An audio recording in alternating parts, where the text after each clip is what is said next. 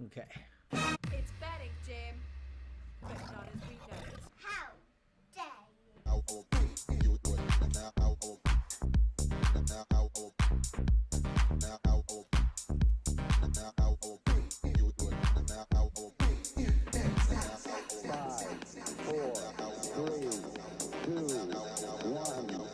Are you just talking to yourself?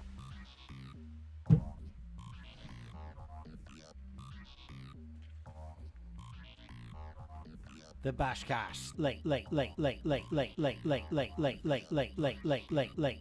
and live. There we go.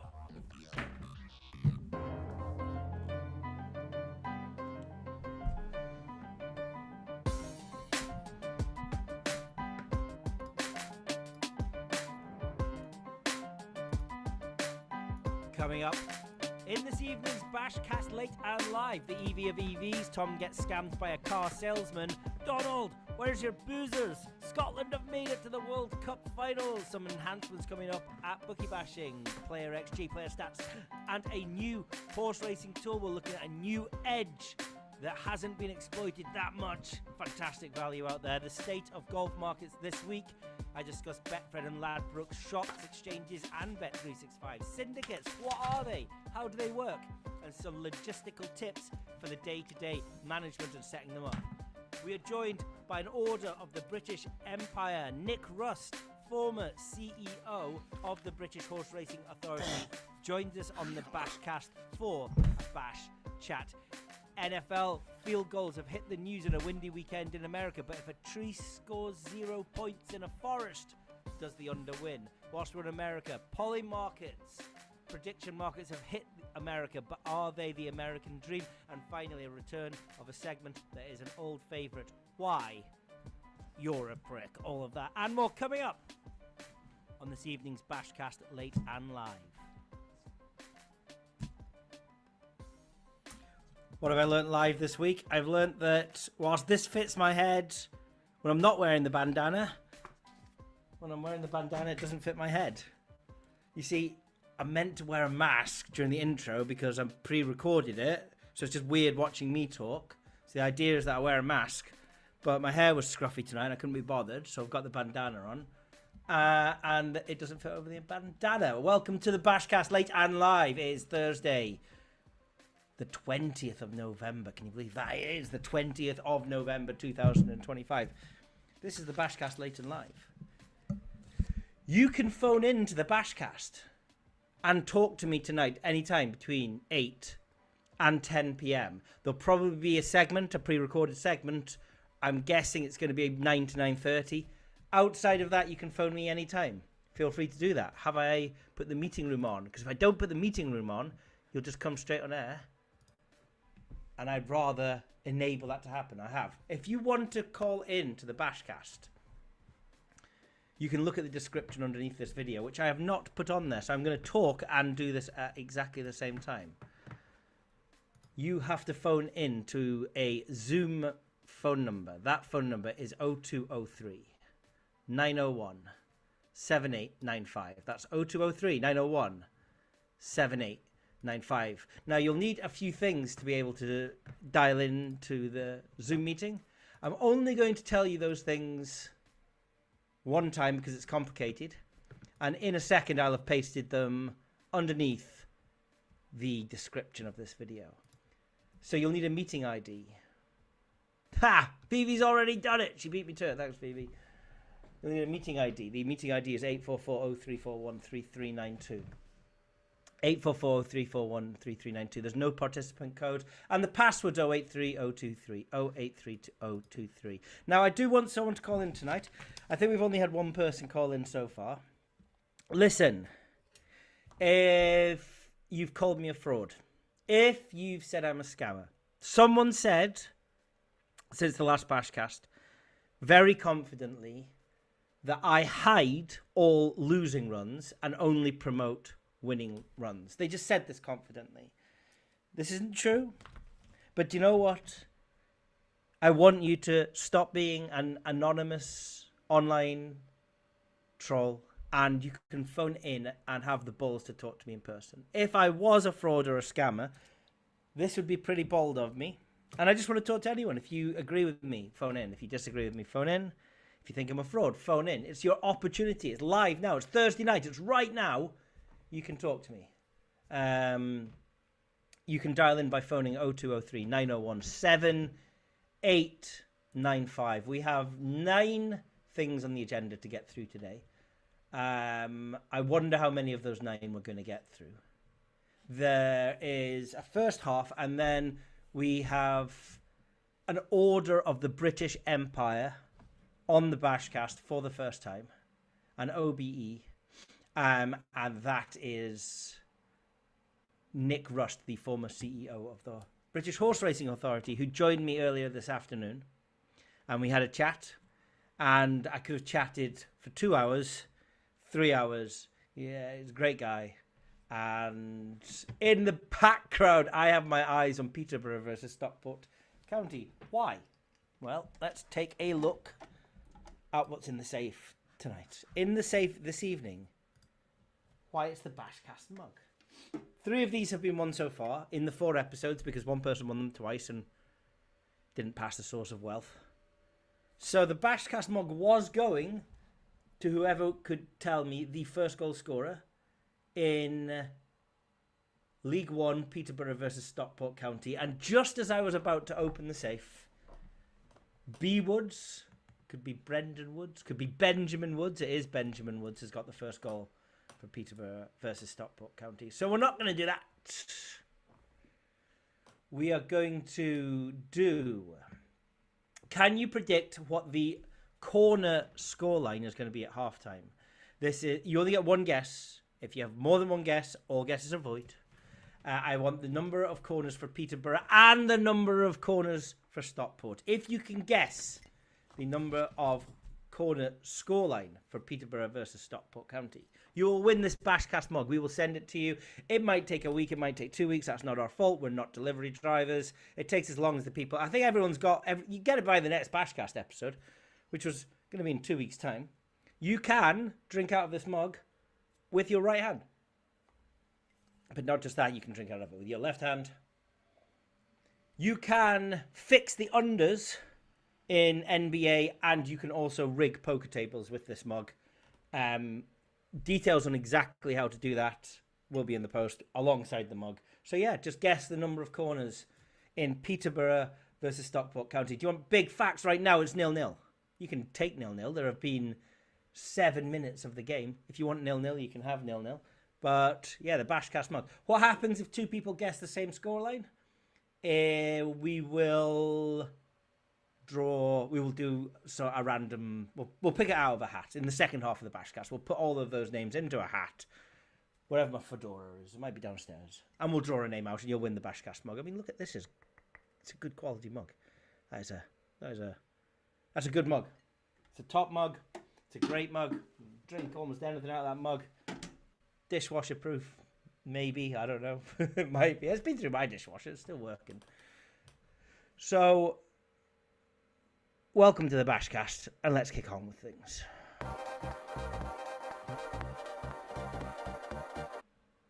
I've been away in Madrid. I went to Madrid with my wife last weekend. So when things like that happen, I'm a little bit out of the...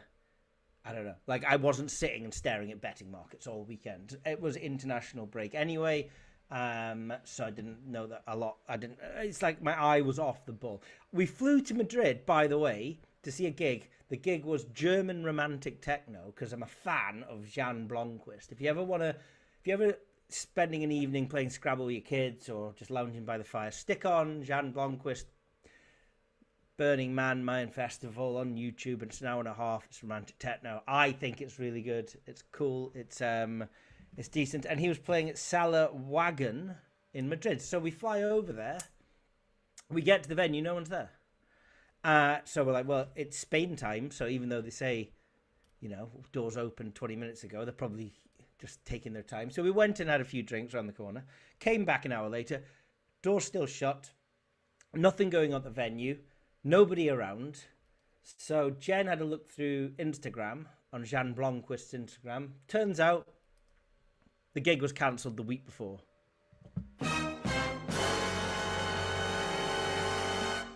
the week before, I went into my emails. I was like, they haven't told me. Actually, they did tell me. They told me like the week before. But because it was in Spanish, it was one of those emails. I got it and I was like, there's going to be nothing important in that email that I need to read. It's going to be reminding me of the gig that I know I'm going to. So I didn't bother. And I can't speak Spanish, so I didn't run it through a translation app. And so I just didn't read it. And then it was just cancelled. Just cancelled. So that was fun. So I went out drinking with my wife instead. Got some amazing street food at Feliz Navidad. Feliz Navidad? Mercado Navidad.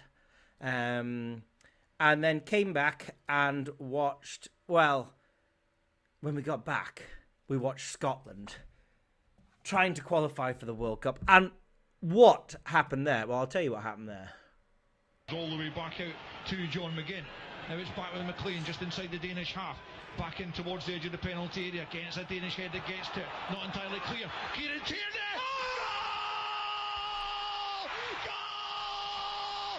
Kieran Tierney has taken Scotland to the verge of World Cup return.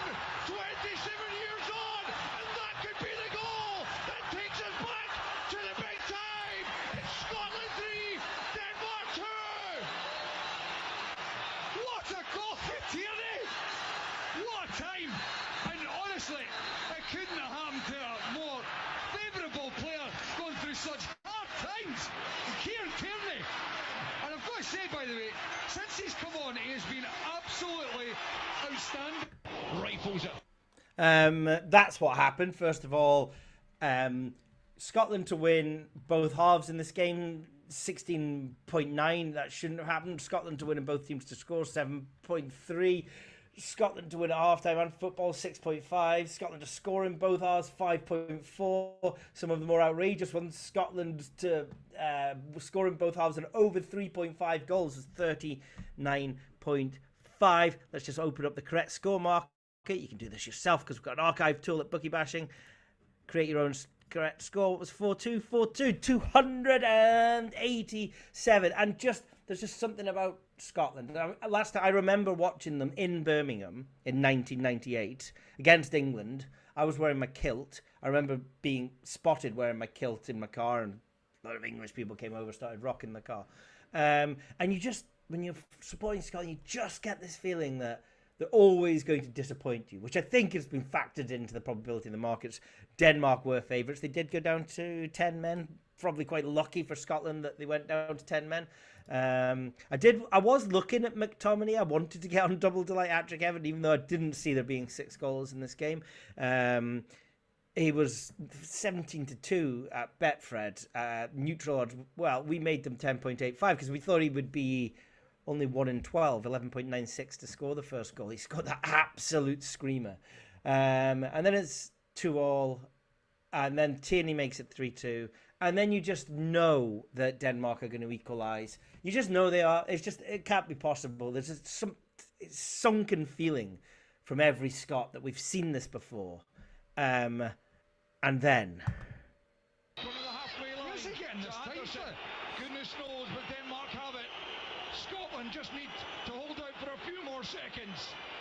My voice just needs to hold out for a few more seconds. As Gulman has it, he's surrounded. He pokes the ball back.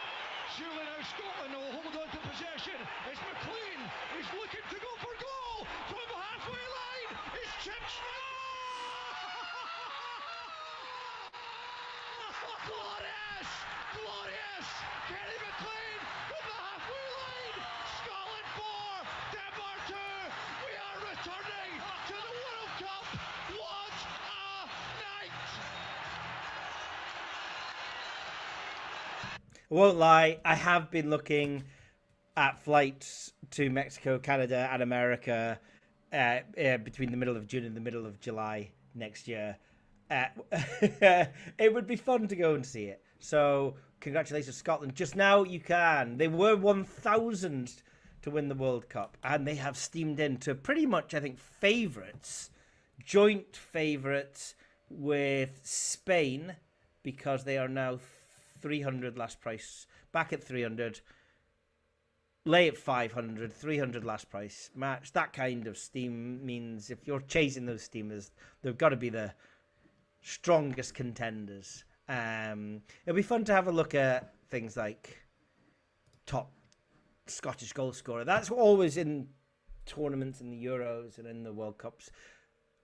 My starting point for where I'm looking for value is rank the teams and the number of expected goals that you think they're going to get in the World Cup, and then take like the bottom half dozen or 8 or 9 teams and see if you can find interesting value on top goal scorer for those teams that aren't going to score a lot of goals. So if you want to start with an edge, that's always a very interesting edge to look at. Gambling, chat, gambling, chat, gambling, chat, gambling, chat, gambling, chat. Before I get into real proper gambling chat this week, I mean, there's 2 hours of the BashCast, got long enough, haven't we? Just remember, please, you can dial in anytime that you want. Is anybody in the waiting room? Back to the meeting. No, there's nobody in the waiting room. So call in 0203 901 7895. I want to talk about the equity in EVs. In other words, the EV of EVs. Somebody said to me recently, they know, what are the comments left on YouTube, which are always fun. Like, I would say 70% of them don't get pushed live, but they said they know, they can tell I'm not. I mean, the chat with Harry, I was quite pleased with the feedback that I got privately, some of the public feedback. Like, if you think that we were making that up for an hour, me and Harry, it was an hour and 10 minutes. I've seen services such as Pro Sports Advice. They want to get testimonials. What they do is they get like 19-year-olds who they can quite easily persuade. And those 19-year-olds will do a 20-second little testimonial video, just saying what they need to say. And then they get rewarded however they get rewarded. Well, we know how they get rewarded. They get given free subscriptions. They could be given more. You have 2 40-year-old to 50-year-old men talking for an hour. I hate the word grift, but that is proper grift if we have managed to do that. And none of it is true, but a lot of the feedback was it was all made up and bullshit and waffle and things like that. And then, we'll phone into the BashCast if that's what you think. And another one was that somebody knew that I'm not a professional gambler because of the shirts that I wear. Like, I would have better clothes if I made a lot of money. So, interesting fact for you. You should see my car if you think my clothes are bad. Because a lot of people's opinions of success from gambling will come from stupid TikTok videos of Rob buying a yacht or pretending to buy a yacht because we can prove that he didn't, staying on the right side of the legal letters here. It's not about buying a yacht.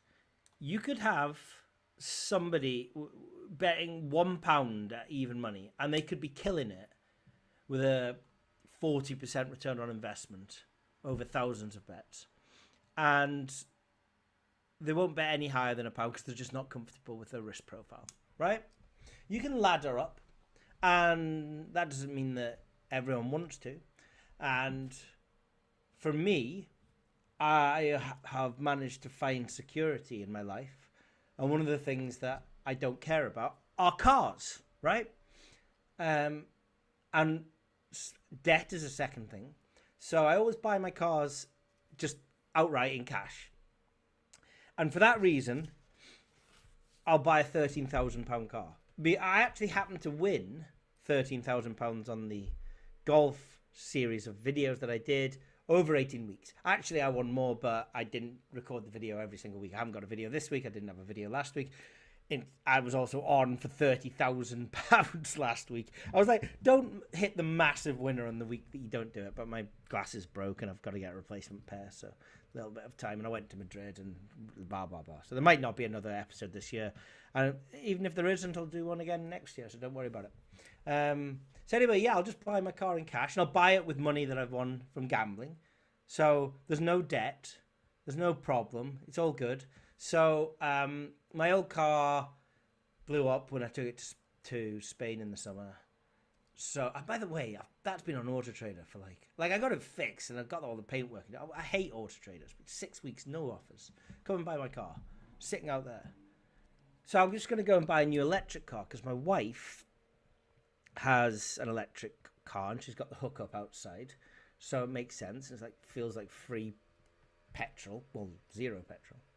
So I went to Kidderminster and I went and test drove an electric vehicle, secondhand, like 2021 MG. And the only thing I wanted to know was what's the battery health. So if you're buying an electric car, you want to know what is the health of the battery because they degrade over time, and they know the health of the battery. The SOH, the state of health. It's a test that they can do at the garage and they can say, oh, it's 80%. Oh, it's 90% of what it was at new. And if it's 80%, you can knock off a couple of £1,000 from the price. And if it's 90%, you can maybe knock off 800 quid, right? So just know your sums. And you've just got to ask the dealership guy to do it. So we're test driving the car and I say, have you done a state of health, an SOH on the battery? And he says, you don't really need to because it's only been fast charged twice. Like, all right, okay. But have you done one? It's really not necessary because the last owner looked after it and it should be about 100%. I was like, yeah, okay. I'd like to do one. So can we go back to the garage and get the actual number? And he came back and said, the battery is almost perfect. It's only been fast charged twice. And the previous owner looked after it. I mean, it was sat in his driveway. He hardly even drove it. I mean, really looked after it. It's almost perfect battery. And I'm thinking, wow, I've asked 3 times and not been given an answer. Now I'm feeling rude. And he's the professional salesman that does this every day. And I have never bought an electric car before. And we did drive it like 5 miles. And the number of miles they expected to do was matched what we did. So I thought, yeah, that's probably, everything's adding up here. He's right. It's only been fast charged twice. So it's getting the full range, which is like 280 miles. Cool. All right. No problem. So I paid the full asking price of £13,000 for it. Got home.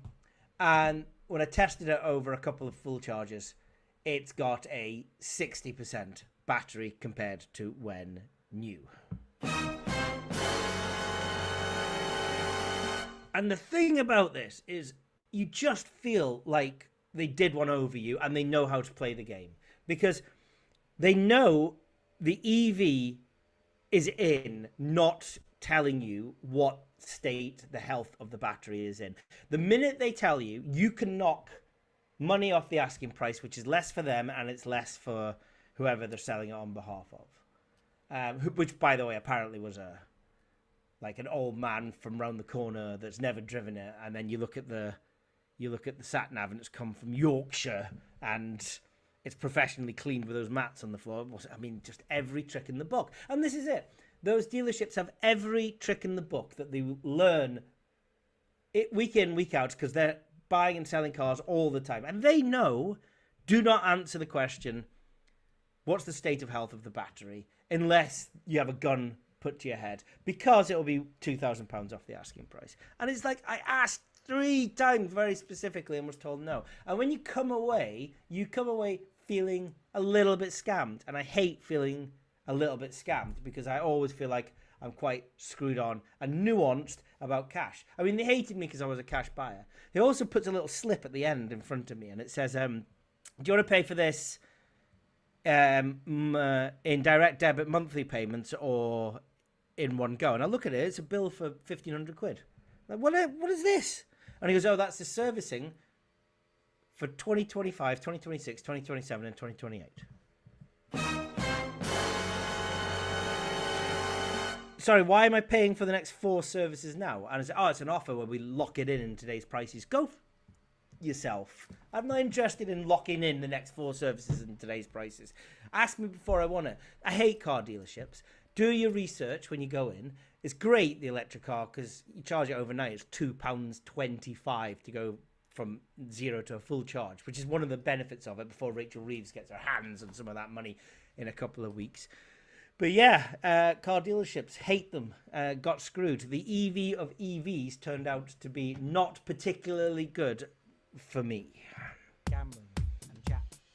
Gambling and chat. Gambling and chat. Gambling and chat. Gambling and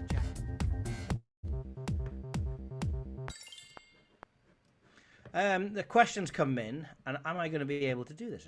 Is my question. Questions come in from... Oh, Vivi hasn't told me who asked it. But the question is, are these AirPod Series 2 or AirPod Series 3? Good question.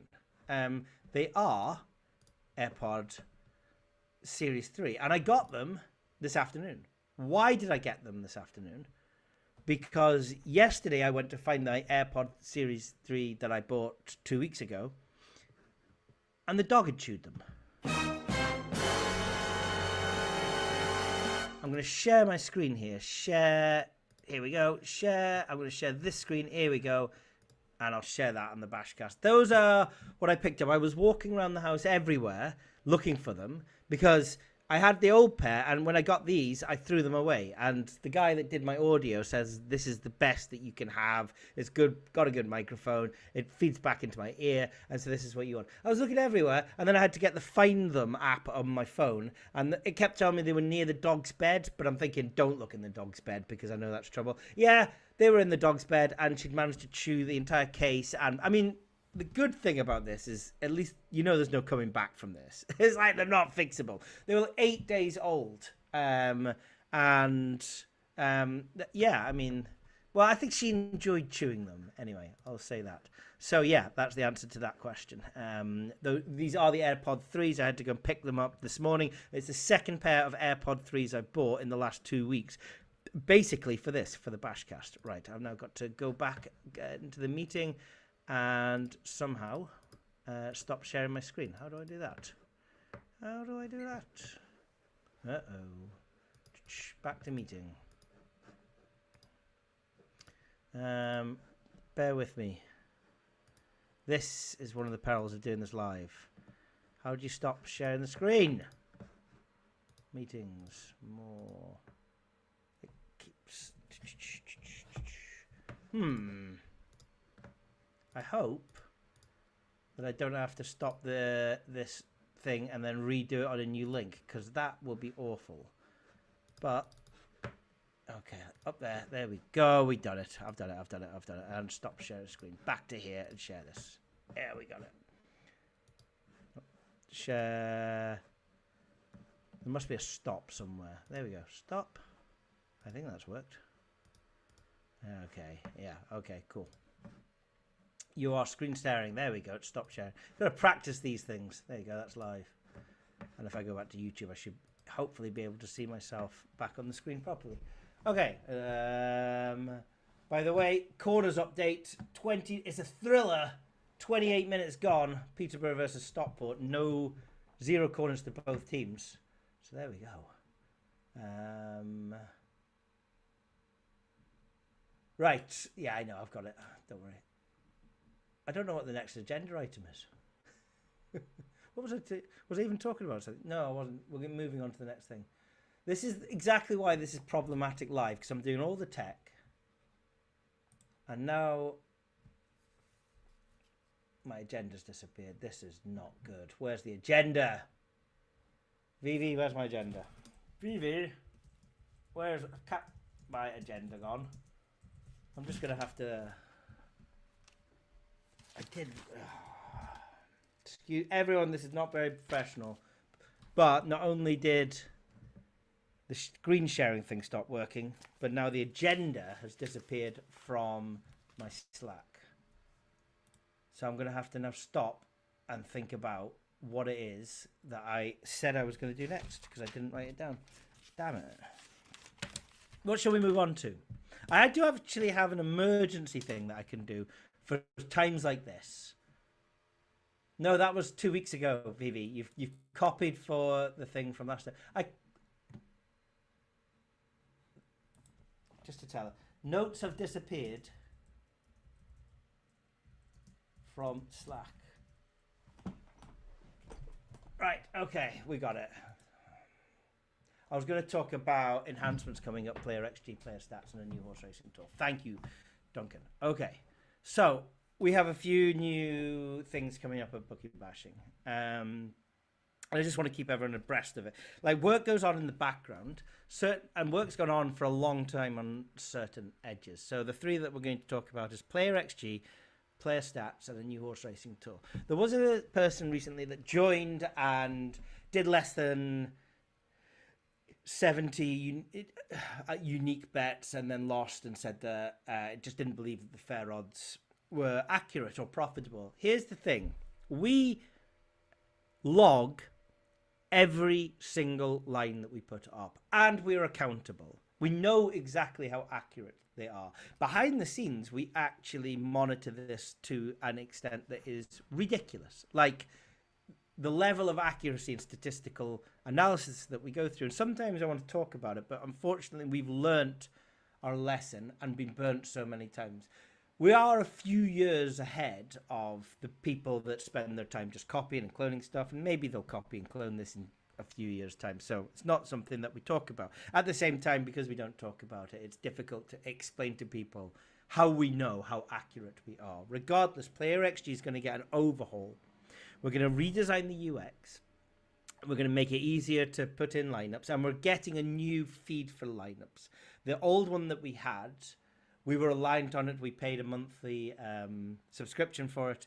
It just sent in the wrong lineups sometimes. It'd do stupid things like send in Mbappe's little brother. Is it Ethan Mbappe instead of Kylian Mbappe? And we can't just, I mean, we were too reliant on it. And we're paying a little bit more money, but for a better feed with more accuracy. And at the same time, we're redesigning the page so it's easier to put in a lineup and to understand the effects of different formations. Well, formations is, I guess, something for the future, but that is something that we want to bring in. In fact, I want to do a video. I'm halfway through doing a video on Bayesian modeling with team formations and expected goals, shots on target, and how you can get an edge on the market yourself. And this is completely outside of Bookie Bashing, just using Excel. I'm going to go through that. So that's the first thing. You're going to see a redesigned Player XG page. That's in progress. It'll be available by the end of the year. Touch wood. I'm not in charge of IT. Secondly, player stats. We don't normalize player stats, meaning we don't force the sum of the players' shots on target to equal the match shots on target. They're completely separate. And many people will look at them and go, whoa, these sum to X and the match stats are Y, and they're quite different. And it's like, yeah, they are. The markets are very different. That's where we get this information from. The markets are wild, meaning there's opportunity out there. You just need to go and figure out where.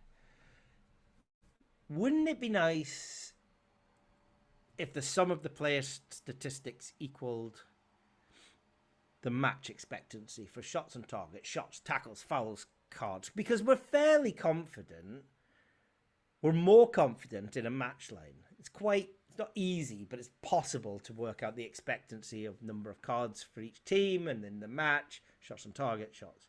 It's how you split those up amongst the players is the big thing.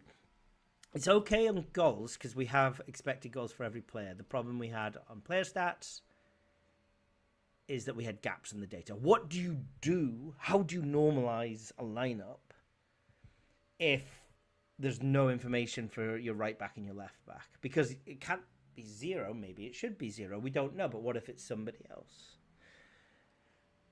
Anyway, we've spent a long time trying to solve that problem, but not just solve the problem, monitor the profitability behind the scenes. And we're very, very close now to releasing normalized player stats. That's the second thing. And the third thing, we're going to be looking at horse racing. So horse racing mostly has been looking at each way betting, singles, lucky 15s, that kind of thing. Never really had an edge on the exchange, still don't. I see a lot of noise in the price movements, and you would be mad to think that you could have enough information to beat the outright market. But in the past, we looked at distances, and it wasn't that easy, I'm not going to lie. Like how much a horse is going to win by. It was very dependent on the length of the race and the particular course and things like that. It was just a lot of data. It's quite specialized. And if you remember of Bookie bashing, maybe in 2016, 2017, you might remember we did some distance stuff. Don't do it anymore. I don't feel a desperate desire to revisit distance stuff. We do have the meetings tool up for spread betting and jockey to win so many races.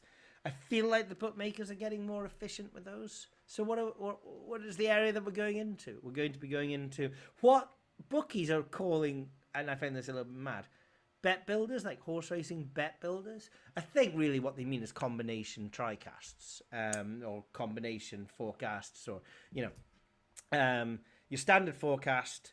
Pick two horses. And they should finish in the top three, or a combination forecast: 3 horses in the top 4, 4 horses in the top 5, 5 horses in the top 6, that kind of thing. You've got your trifectas, reverse trifectas, all these kind of things, and they're basically N horses to finish in M places, either in exactly the same order. So you got exactly first, exactly second. Or in any order, so they can 2 in the top 3, they could finish second and third, that kind of thing. And it looks like there's pretty decent value out there for that. Not just in our country, in other countries as well. So it was drilling down the mathematics. It's kind of like, what is the probability of it's dependent probability. What's the probability of a horse finishing second, given that we had an original probability of the horse finishing second, but now we know this horse finishes first. Given that finishes first, now what is it finishing second? It's conditional probability. So we brought that in, and we are building that tool there.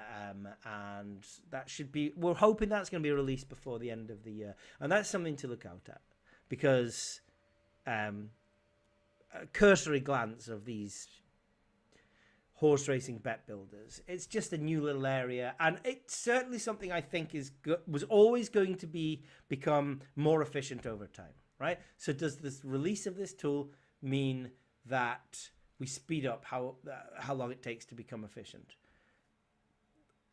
Possibly. But at the same time, we're able to sort of widen the scope of the number of bets that we are looking at here. I mean, you've got every horse at every race at every bookmaker. That's quite a lot of bets. You know what I mean?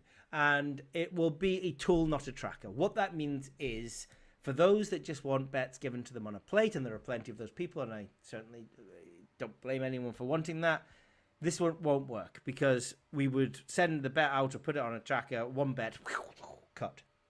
So it's going to be a tool, meaning you go in and select the race and your particular horses, and we'll tell you what the fair odds are, and you can go to the bookmakers and have a look at their bet builders and find value for yourself. You might argue, well, that's going to take me a lot of time, and I don't have that much time. Okay, good. Oh, sorry. But as time goes on and more people get into the value betting sphere, we cannot continue to put bets on a plate. It's not just us putting bets on a plate, because we'll put it on a plate. 1 or 2 people will be like, oh, this is interesting, and they'll bet on it. As soon as people start making money, they'll tell other people. As soon as those other people start making money, they'll tell other people. Not only will more people know about it and go to the trackers, but for every person that goes to the tracker, they take a screenshot, they share it with their mates, it goes onto a big WhatsApp group. There's a Discord server with over 1,000 matched bettors that get fed screenshots of bookie bashing information. So just imagine that. They got like the 220 at Wincanton. There's 130% EV bet if you do a reverse forecast on horse 7 and horse 9.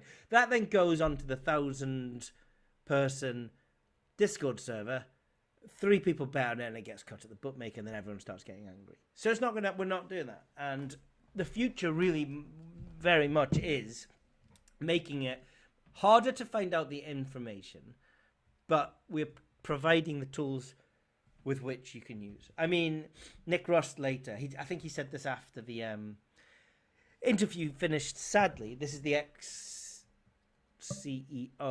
of the British Horse Racing Authority, that his target for this year, using a new set of tools at Bookie Bashing, including Bookie Bashing's Bet Builder coupon tool, was £100,000. I believe he told me he was at 99,400, something like that, like over 99,000. And then he's just waiting for variance to kick in. He feels like he's just going to get that close to 100,000 and then drop back.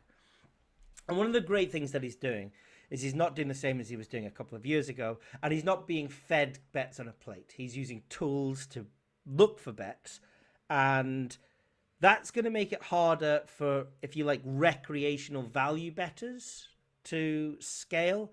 And I'm all for that. I really think it should be harder. Fewer people will be getting on the bets, and that means the value is more sustainable. So on that, I think I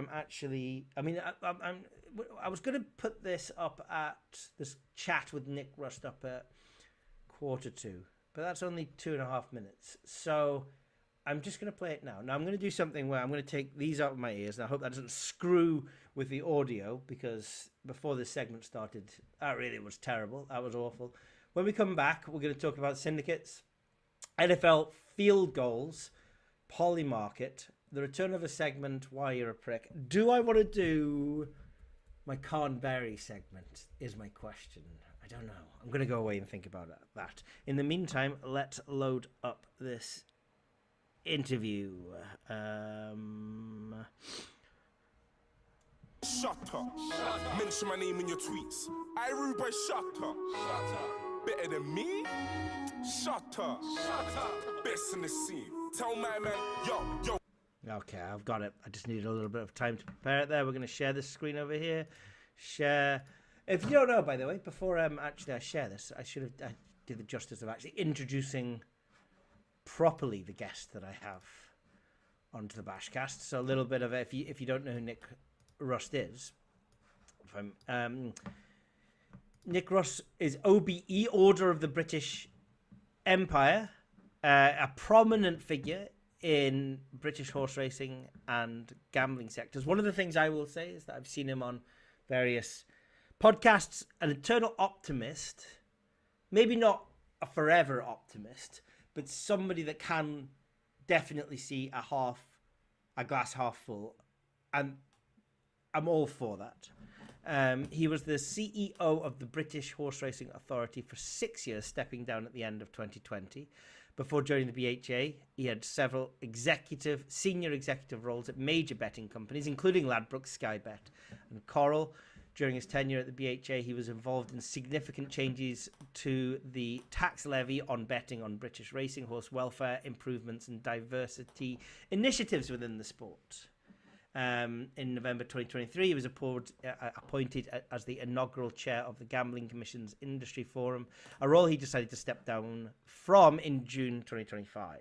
He also serves as the chair of the Starting Price Regulatory Commission and is a trustee of the Injured Jockeys Fund. I did want to talk to him about starting prices.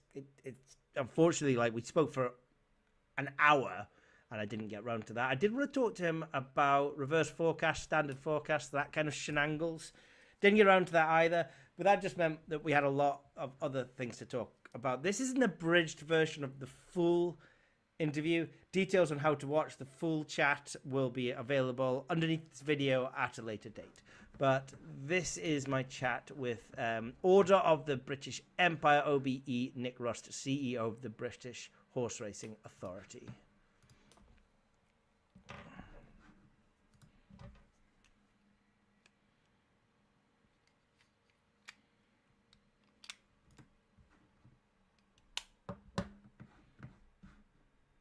Nick, with all the nuances in horse racing and betting on horse racing, what is it about the Eurovision that interests you as a betting spectacle? Eurovision? You've really wrong-footed me there. Well, I think there are so many betting opportunities, aren't there? And there's no such thing as a bookie bashing tool on the menu the last time I looked, or indeed at any of your supposed rivals that provides you with a routine. So you have to do your own stuff. Tanya, my other half, is absolutely well bonkers on Eurovision, and she researches it all months and months and months in advance, looking at all the sort of viewings, ratings, listens to the songs, and effectively gives me a long list from which to mess about with. And then, of course, you have to keep up to date with all the like you were talking about the other day on American football. What's happened with the rules of the game, and how is that affecting propositions and so on? You have to understand what's happening with the various rules. So I find the whole thing fascinating and a challenge, and it's been profitable at a reasonable level for the last 3 or 4 years. Yeah. Well, there were wholesale scale changes in 2016 where they brought in not just one set of votes, but now a public vote as well. And the magic number these days is 42,800. That's the total number of points that you can get with 37 countries, 36 countries, and the rest of the world vote. That's, if you like, that's a triangular number of 1 + 2 + 3 all the way to 12 multiplied by 2, so 116 per. And the thing about that is we were watching it quite closely in 2016 when the rules changed. And we knew that the maximum possible, it was more then because there were 42 countries, but let's just play along, 42,800. We knew there were 42,800 points available. And before the final country cast its votes, like all of the votes go at once for the public vote, you knew what the result was going to be. There weren't enough votes left for second place to catch up with first place. And yet the market still had liquidity down at 1.3. So you needed to be quite confident that your numbers were right if you'd added them up all the way to that point. But if you were confident, pre 1.3 on the exchanges that exist, the bookmakers were still live as well with their in-play betting. And so we did toy with the idea of a tool based around tracking the number of points that have been awarded and then adjusting in real time what we think the probability should be. But it's because it's once a year, it goes quiet, this idea, for 11 and a half months. And then we always, on an annual basis, say for 2 weeks, oh, we really should get this done and get this designed. So I love it as well. I think it's a great opportunity. The budget is around the corner. There's been a lot of talk about the impacts that this could have on both the horse racing and the betting industry as a whole. Is it all doom and gloom, or is there any optimism that we can have at this late stage? I must confess, I'm worried. I think racing has probably done quite a good job in raising its own profile in the last few months with government. And I think that it may achieve something for itself, which appears to be a victory, but I'm worried that it's a Pyrrhic victory, frankly, because I think what's likely to happen, all the soundings that I've had, is that betting duty, certainly on betting shops, may well be protected, certainly for horse racing, and maybe in total at the existing 15%. So that would be, on the face of it, a good result. If duty goes to more than 15% on non-horse racing, that really does not help betting shops very much. But the bigger issue is the gaming duty, which is almost certain to be increased from 21% on machines, probably to 30, maybe even higher, and a parallel increase online as well, to online casinos, to 30 or higher. Online is probably an easier political and fiscal hit for the government. Less people are employed online than in betting shops, so there is a bit of wriggle room in terms of higher taxation there. But for betting shops, if you go to 30% taxation on machines, racing might well say, fantastic, we're still at 15% on betting duty, but that will probably close about a third, I would think, of betting shops over the next 18 months. So I know that it's a hot topic for your members. 1/3, and the industry doesn't, I've worked in the betting industry. The industry doesn't help itself at times because it has cried wolf a lot. So when FOBTs were being looked at 10 years ago, it claimed that any cut from £100 maximum stake would, decimate betting shops, Yeah. which It's was the industry frankly, that cries wolf, unfortunately. it is cried wolf, and therefore it's very difficult for it to make the case on its numbers, especially when it keeps shooting itself in the foot. You may have seen the story on the news in the last couple of days that Sky Bet is moving to Malta ahead of the Yeah. budget. So all of those things don't help. So I think it really is of concern. And if I look at horse racing, they had the day in Parliament, with a day off of racing in September. They marched everyone up to the top of Parliament Hill, if you like. Trainers, owners, highly prominent trainers. We're about to be joined by a cat, by the way. Just go away. Well, they were marched up there, and they're going to hear probably about a victory. I think the Racing Post and others will say this is a victory. Betting duty on the government's listened. Betting duty on racing is restricted at 15%. That's my best guess of what will happen. But what they'll quickly find out is that unfortunately the way in which the economics are set up for rights to bet on racing, if you like, will mean that there's going to be a decrease in revenues, and it will feed through to prize money. And I suspect some of the leading owners and trainers will say, well, hang on, you got us all involved here and you haven't achieved a result for us. So race courses are independent of the BHA, and they control the revenue flows. So the money for picture rights from betting shops, the money from streaming and data online is controlled by companies owned by the race courses. And racecourses have got a fiduciary duty to their own shareholders, and they'll be looking after themselves first. So I don't think any of the money is going to get through for racing. So on racing side of things, I think it's difficult. It's going to be difficult. They're not really looking at new audiences and how to engage people very well. They're not very joined up. There's not a single approach. It's a very fragmented structure. But for us, if you like, on the betting side, I am worried about betting shops. I'm worried about whether they'll be able to be as plentiful and provide the services that they do to your members. Because obviously you go on your betting journey, you're getting squeezed out online after a period of time, and one of the routes available to us all is shops. And I worry that may be more limited over the next few years. Yeah, I mean, once soft online bookmakers become difficult to acquire, shops and exchanges are the only way forward. And, bookmakers are easier than exchanges. You have more markets, you have more liquidity. You can kind of bet on what you want, albeit it's going to be at a lower price. Was it 10 years ago, 9 years ago, those wholesale changes for SSPTs, the £100 limit came in, and do we have lessons learned from the fundamental impacts that meant? I mean, it did mean quite a significant drop in revenue for shops at that time. But to me, I don't know, there weren't that many shop closures. It didn't seem like the industry was impacted that much from a consumer point of view. Was it quite bad behind the scenes? I was just moving at the time from Ladbrokes to the BHA, but in the year, my final year at Ladbrokes, it was a major threat. We were dealing with it. I was the commercial and ops director at the time, and also dealt with the regulatory side too. So I was sort of all over it. And we actually went to our board and said, we think we should go to government and offer to cut stakes to a maximum of £20. Why? Because 99% of the play was below £20 anyway, so this £100 was a sort of millstone around our neck in the public eye, if you like. Partly also, we believed that there would be about 3 shop closures in the Ladbrokes estate of about 2,100 at that time, based on that cut. So commercially, it protected us, protected jobs, and so on. As it happened, when the cut did come into £2, there'd been a lot of work done to put more emphasis into slots. And frankly, slots covered the gap on roulette within about 6 months, from what I understand. I'd left by then. And this is what we'd envisaged happening. So actually, there shouldn't have been significant shop closures at that time.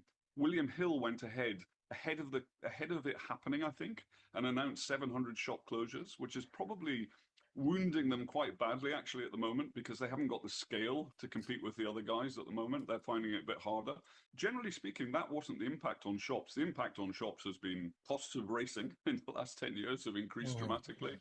General costs of running a business, as you know, have increased. And a £10 bet still costs £10. So you can't raise your prices in that way. You can only cut margins, which is self-defeating at a certain point as well. So this is why it will be hard, I think, for people to understand that I think shops really will be closing this time if gaming duty goes up, because the proportion of gross win in betting shops now is north of 50% from those machines. So if you suddenly start taxing them at 30 instead of 21, I can do the faux maths, and it brings you to the analysis that Regulus Partners and others have done, which is saying a significant hit on the sector. It does sound like an odd argument, though. Is it? Once these slot machines are gone, then our racing product can't be offered. That's basically what you're saying, because racing is so unprofitable. Is it a loss leader in? I mean, I've heard the argument from Anthony Kaminskis on his podcast that a lot of places just use it as a loss leader to bring you in to play the slots. Is that fair? I don't disagree with that. It wouldn't be the way I would put it. I think that, certainly when I went to the BHA in 2015, one of the arguments that we use, because it was true, was that racing wasn't getting its fair share from the bookmakers of the value that it generated, in that the people who bet on racing in betting shops in particular were worth far more as individuals than those who did not. And therefore, racing was an important product, even if it wasn't delivering within that basket of spend. God, that sounds terrible. Even if it wasn't delivering the majority of the income to the bookies, the customers who used the product were indeed betting on other things. So yes, I suppose you could put it as a loss leader, but it's far more. It has been far more important than that. But I fear that unfortunately field sizes have dropped away. The interest in betting is dropping, and people like me are dying every year, and the younger guys are coming into it through football. Yeah, you have a new generation coming through that they don't drink as much. They like to go to the gym a little bit more.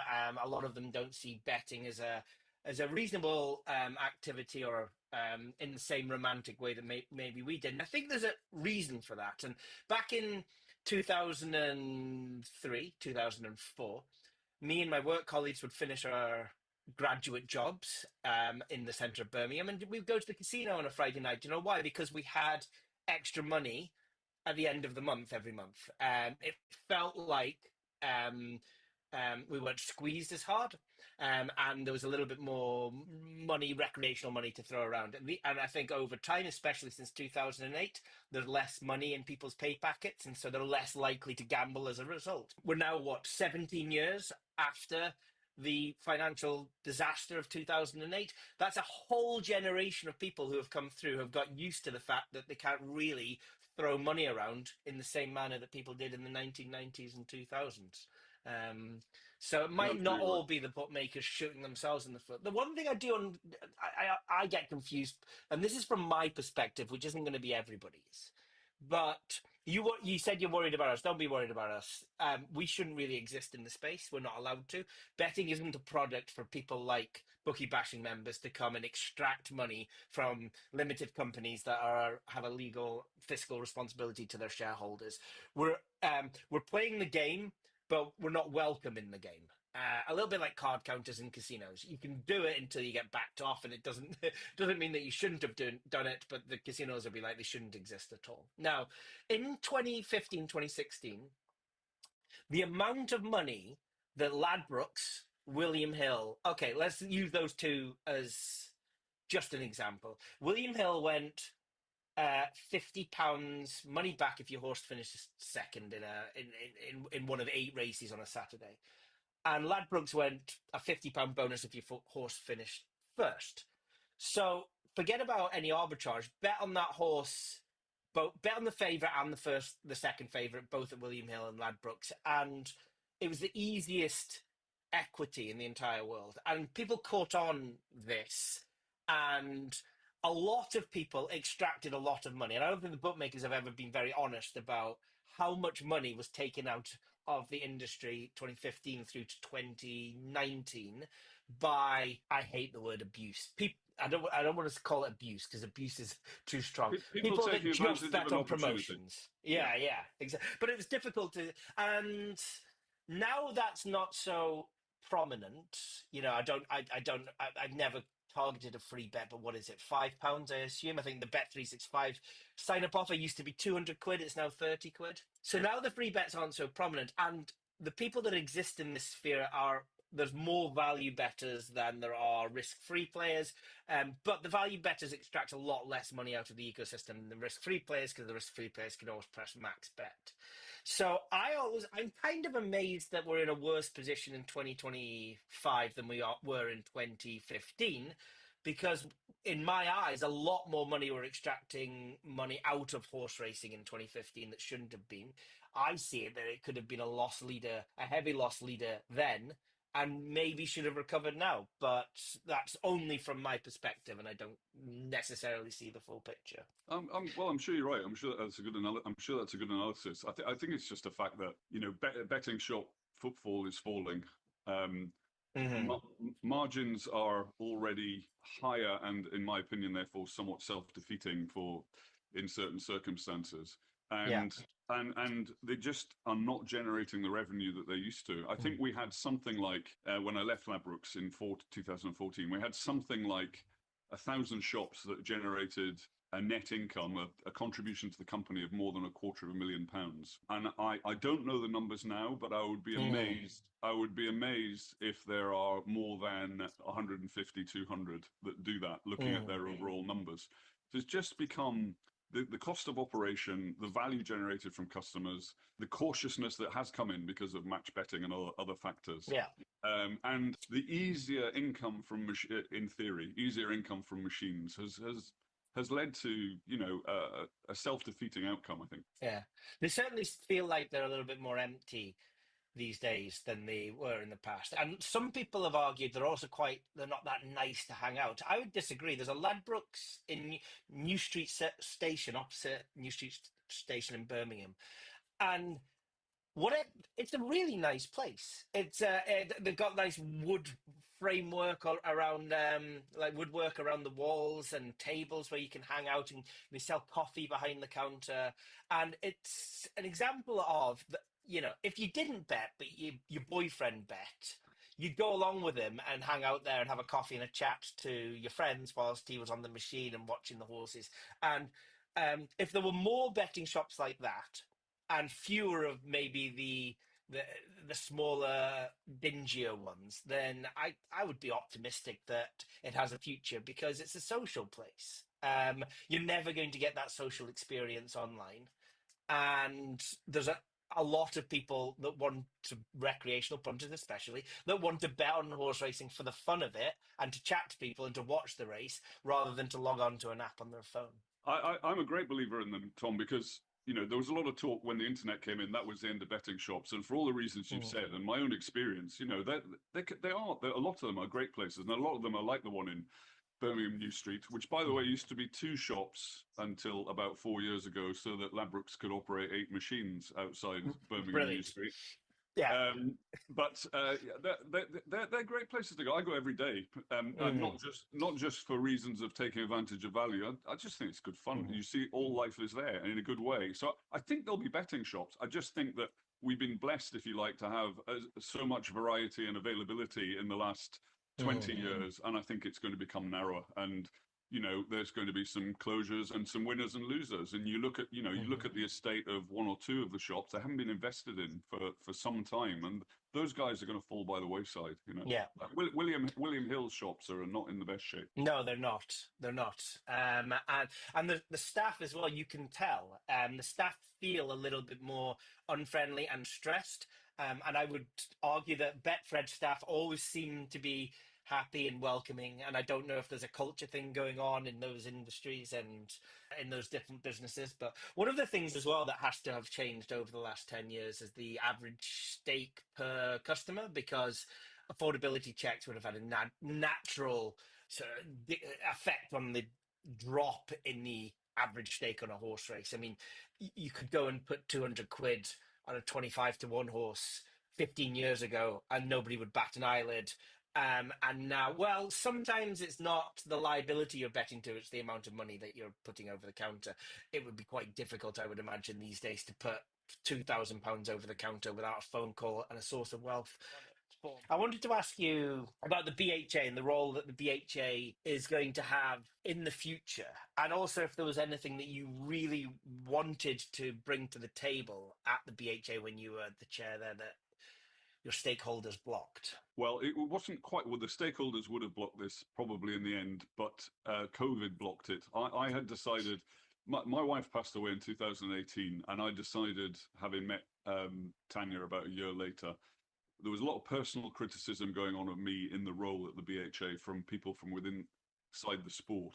And once I got to that point, I thought, I've done 6 years, I've been the longest serving guy around here. There comes a point where you're not having influence, and I don't want to keep dragging it out such that someone tells me to go in 2 years' time. I want to go on my own terms. So I gave a year's notice, which I was required to do. And 3 days after I gave a year's notice, COVID hit. But in giving my notice, I had said to the chair and to the board that the future of the whip in racing, we've said we need to cover this. I will spend my last year leading that through. And my strong view was to remove the use of the whip for so-called encouragement. Of course, riders have to carry it for safety. And I was a passionate believer in that. That would have been And someone that doesn't understand that point, why do horse riders have to carry a whip for safety? Probably because, like when you're out with Lucky in the field and you can shout for a while, but at some point you probably have to yank. Have to yank the collar, right? And just make sure that they don't hurt themselves or hurt someone else or whatever it may be. Yeah. So I don't mean that you give a full arm whack of the horse to do that, but something to make sure the horse is concentrating on you as the rider. Now, the difficulty for me would have been, surprisingly, I wasn't a 7'6" jockey back in my day, and so therefore you were always going to be accused of, well, you're just an ex-bookie who's leading the BHA, and therefore, what do you know about this? This is heresy. You will undermine our sport if you remove the use of the whip. Interestingly, from my point of view, Britain's whip rules changed 12 years ago to much criticism inside the sport to produce a maximum number of hits that would trigger, suspensions and so on.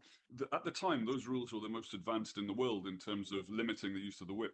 British racing now has been overtaken by just about everyone else. So we will hear from jockeys in this country, oh, this is terrible, how can I be expected to count to 5, 6 and 7? And then they go to France and ride and they have to, keep it within 4 strikes.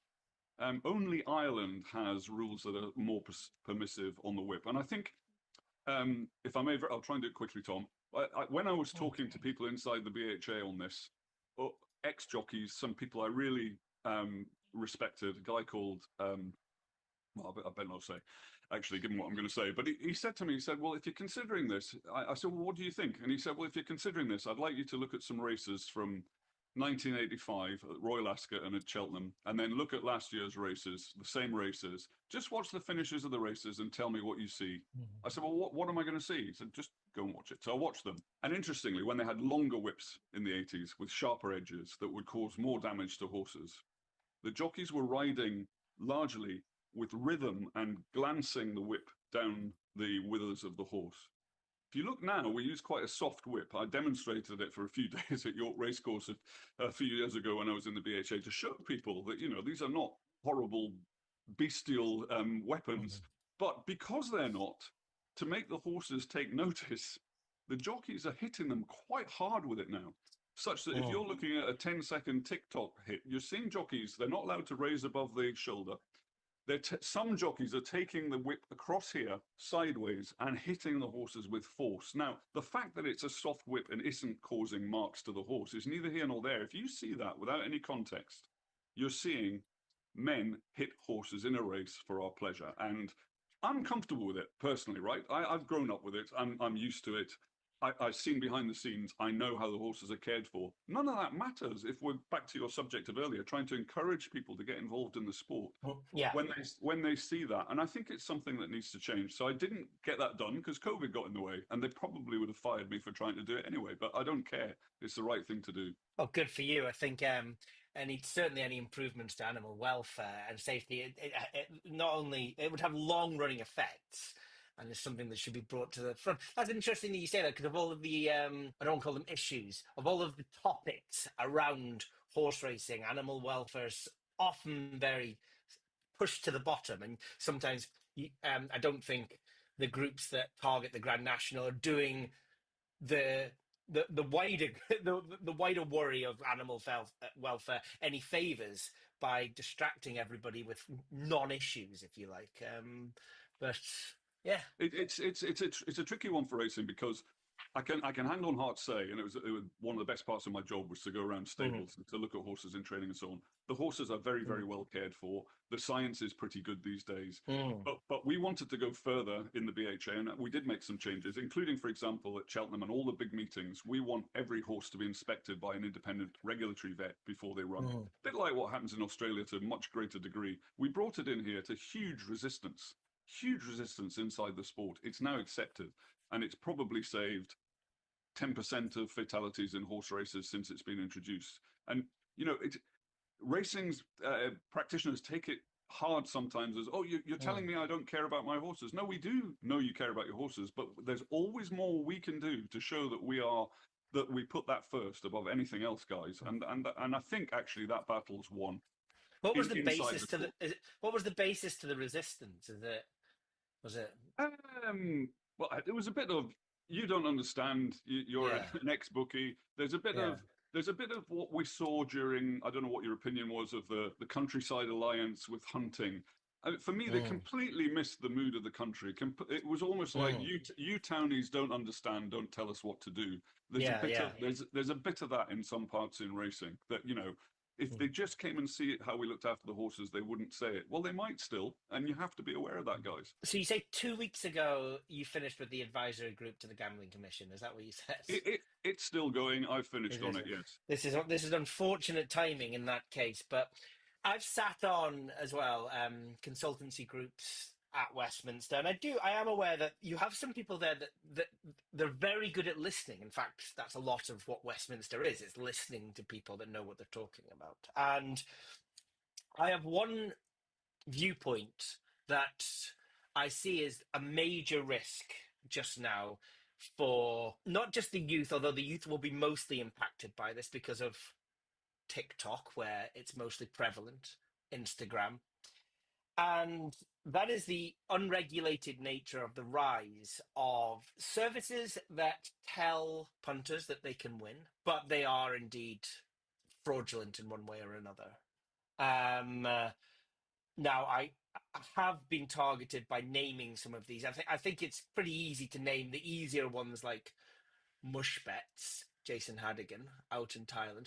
There are some worse ones like Andy Robson Tits and Fanwave Digital, who, whilst not being fraudulent, are pulling the eyes over people with large Twitter accounts with hundreds of thousands of followers saying this is a value bet to people that don't understand what a value bet means. And I think a small number of people are making an extremely large amount of money out of the gambling industry by pulling the wool over the eyes of a lot of less experienced punters. And it's something, if I was the Gambling Commission, I would be extremely worried about and I would be looking into. I don't think anyone is looking into it. And a lot of people might say, well, buyer beware. You're responsible for your own money. And if you sign up to one of these services and you lose money, then shame on you. But I think it's a little bit more sinister than that, because I think there's a little bit of a scammy element that's going on where people are being sold a promise that doesn't exist. It's something that if I was on an advisory commission to the an advisory board to the Gambling Commission just now, I might highlight to them. We did have them at Smart Bash last year, but there was enough people that wanted to throw daggers at them that I didn't think it was prudent to bring this topic up at the time. No, I think it's a good point. The issue, there's a fundamental structural issue that is preventing some of this happening, which is that the Gambling Commission has no remit for marketing and advertising, and it steers clear of it and it passes it to the ASA at every opportunity. And of course, the ASA does not have the skills and the knowledge. You mentioned the shop at Birmingham New Street, the Ladbrokes that you walk out of. As you're walking from the platforms in the middle, the green zone and the red zone, and you're walking out towards that Ladbrokes, you will pass a lot of digital boards, advertising boards. And at 11 o'clock in the morning, the last time I was there, and every time I go there, more than 50% of those ads are for gambling activities. Now, I'm not talking about the illegitimate ones, your Andy Robson's not on there, but this whole area is running loose. And I think there have been examples of some of these services taking out advertising boards in shopping malls. I mean, that does exist, and I've seen some of the ASA's reports on some of this behaviour, and they tend to turn around and go, "You've broken some rules. here's a slap on the back of the hand, don't do it again. And so there's really no impetus for anyone to be worried about the consequences. I mean, you could, Nick, hire out one of these boards and say, I have a model that will return you triple your money within the first 3 days. All you have to do is come to me, give me £1,000 and start betting on these. And you can just give them random information. And if they don't triple their money, well, there's nothing anybody will do about it. And if you're a financial advisor and put that up in the context of that, then the authority and the regulator would be all over that, because your claim would have to be proved and demonstrated. And so that's what you're getting at. And I have a fundamental problem with that, because the financial industry is regulated so strongly. You cannot say, I can teach you how to make money on penny stocks anymore. People used to do it all of the time, and it was really a big scam. The Wolf of Wall Street did a big film about it. You're not allowed to do that anymore. Everybody now that invests in the S&P 500 stocks and shares, they're already wealthy individuals with money behind them that they're able to invest. That is becoming a smaller and smaller demographic in the country. It's your demographic and it's my demographic because we're a little bit older. But the 18 to the 25-year-olds that are on TikTok, they're not going to be walking into a financially regulated industry where they're investing in the S&P 500. They're watching their TikTok videos. They're signing up to somebody that is offering professional sports advice, and they are being encouraged to lose money that at a rate that is more irresponsible than anything else out there. It's a real problem. I worry that the Gambling Commission isn't looking at it because it's not on the radar. Yeah. It's on their list of issues, but I suspect, unfortunately, it's not at the top. It's not at the top. There's quite a few to go through. That's for sure. But when the ombudsman discussion comes, it's the sort of thing that can get raised to the top again. What are we talking there? 2028? I hope sooner. You know, Okay. because a decision, there's been a commitment made in the House, I think, at some point around it. I think within the next 18 months. Well, that's certainly good news. Nearly 2028. That sounds like progress. And for a long time, we are very guilty of thinking everything is doom and gloom, from the white paper to jumping from this fire to the next fire. And certainly at the moment, we're just ahead of a budget. You're always ahead of a budget. You're never thinking it's going to be great, but things are often never as bad as we worry they're going to be. So driving a little bit of optimism over the next few years for the future of the sport, we can survive this little bit of a difficult period and get younger and new money through the door. There's every reason that there's a bright future. Yeah, I think so. And like you regularly, I hear you say, you know, don't complain, adapt. You know, and you talked about punters perhaps having a right to bet. You didn't use those words, but none of us has got a divine right to do anything. We've just got to adapt and try and find a way, haven't we? And certainly for horse racing, I think it's coming near to a point where there'll be a breaking point around some of the structural issues that are getting in the way, which will free up some innovation and creativity. I'm hoping so.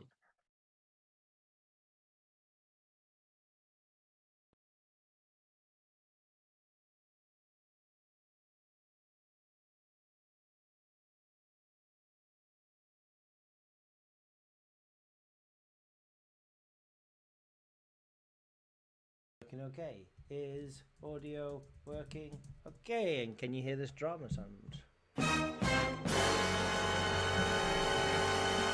No, audio is not working okay. Nobody can hear me. Right. Audio. Right. Hopefully people can hear me now. Yes. Right. Fair enough. All is good. So that was Nick Rust. Really, really interesting person, Nick. I think he was a good guy to have at the helm. And it's always very easy to say what is wrong with the industry. And it's probably quite difficult to enforce change. But I think he targeted the change that he thought was important and was able to come across and explain in a way that we don't shy away from the fact that betting and horse racing are entwined with each other. We have a longer form interview of that. Details on how to watch that longer form interview will be available underneath this video, probably sometime towards the end of the BashCast. I am very nervous about the quality of the technical problems that we've had in the first hour. So we're going to smash this last 40 minutes, and I'm going to finish on a high. Okay?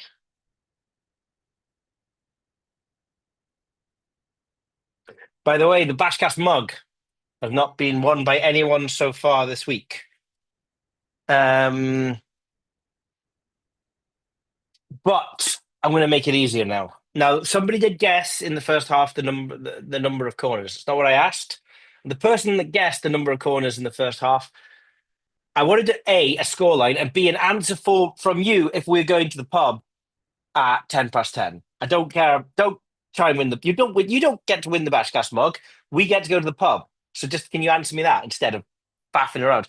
If you want a chance at winning this, now all you have to do is type the word mug into chat. Just that's all you have to do. Type the word mug. We will collect everyone that types the word mug into a table. And at the end of the BashCast tonight, in about 35 minutes, we will run a random number generator through everybody that types the word mug in the table. And one person on that list will win a mug. If you type that in twice, you're going to be disqualified. That's you out forever of everything. Okay? So don't type it in twice. Just type it in once. And we'll collect all of the names. And we'll pick somebody at random using a random number generator in Excel equals rand, open, close bracket, open bracket, or the other way around. The other thing, by the way, is my wife.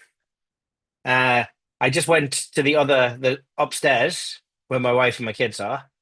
She was watching the BashCast. She actually watches a little bit just to tell me that the audio and the video quality is okay. I asked her to do that because I'm nervous about it.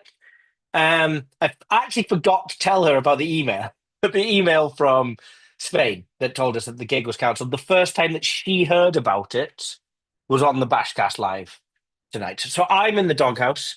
I haven't been in this much trouble since I rearranged her spice drawer. I mean, I wasn't in that much trouble then, but the time is coming.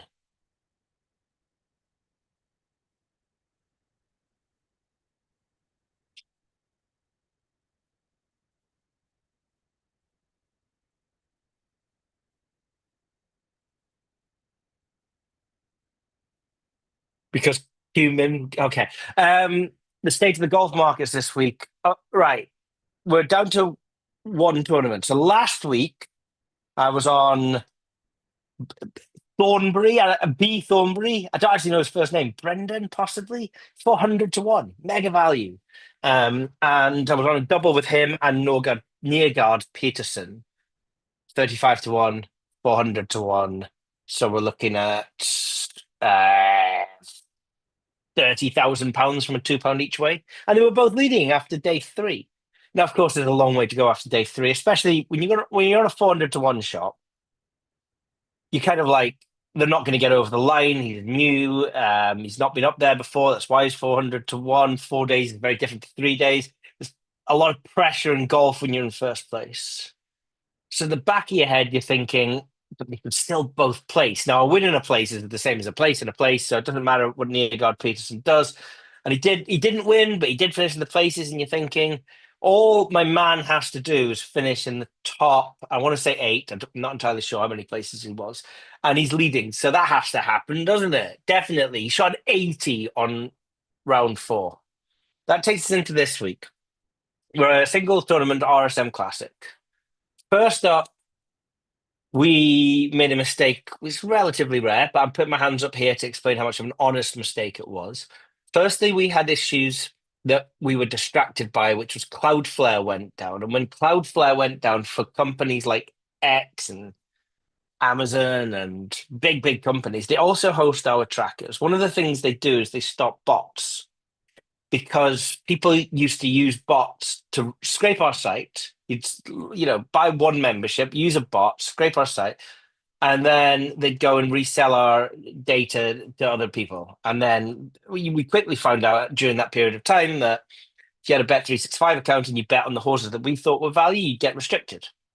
Because not just our members, but thousands of people were doing this. And actually, sometimes they were betting with bots. By the way, I know that somebody's just released another person's released a horse racing tracker. This time I'm not going to name their names, but they've released a horse racing tracker packaged with a bot system so you can go to work in the bot places. It's just so stupid. It's so stupid. It's not looking at the fact that all these accounts are going to be placing the bets on the same horses at the same time. Anyway, we saw this pattern and we had to stop it. We've now used Cloudflare and we've got some software. If you come on our site and for 24 hours a day, we're continually seeing button clicks every 2 seconds, non-stop, we know that you're not a human being. We can stop it and we do stop it. I mean, we're generally, like, what will happen is you'll just get blocked and then occasionally we get a support ticket going, oh my God, I'm really angry. I can't access the site. What's going on at Bookie bashing? And it's like, dude, for the last 3 days, for every 2 seconds, we registered a button click from you. You're using a bot to scrape our site. Now, you might be doing it for your own betting, but there's a very big chance that you're reselling and repackaging the data. So we can't allow it. Just use your eyes and you'll be okay. It'll be fine. And that's fair game. That's fair play. That's why we do it. And we're sorry if it's annoying, but we have to do it. Otherwise, the value disappears. Can't have one person taking all the value. So we had the issues with Cloudflare and we took our eyes off the golf. And what happened is we have a feed provider for the golf and we were getting 10 places from the Fitstare groups and then 6 places and then 10 places and then 6 places and then 10 places. It was flip-flopping, but we were always just getting the 6 places prices. So it's mega value when it switched to 10 and then no value when it switched to 6 and then mega value when it switched to 10. We didn't notice it because we were distracted with Cloudflare.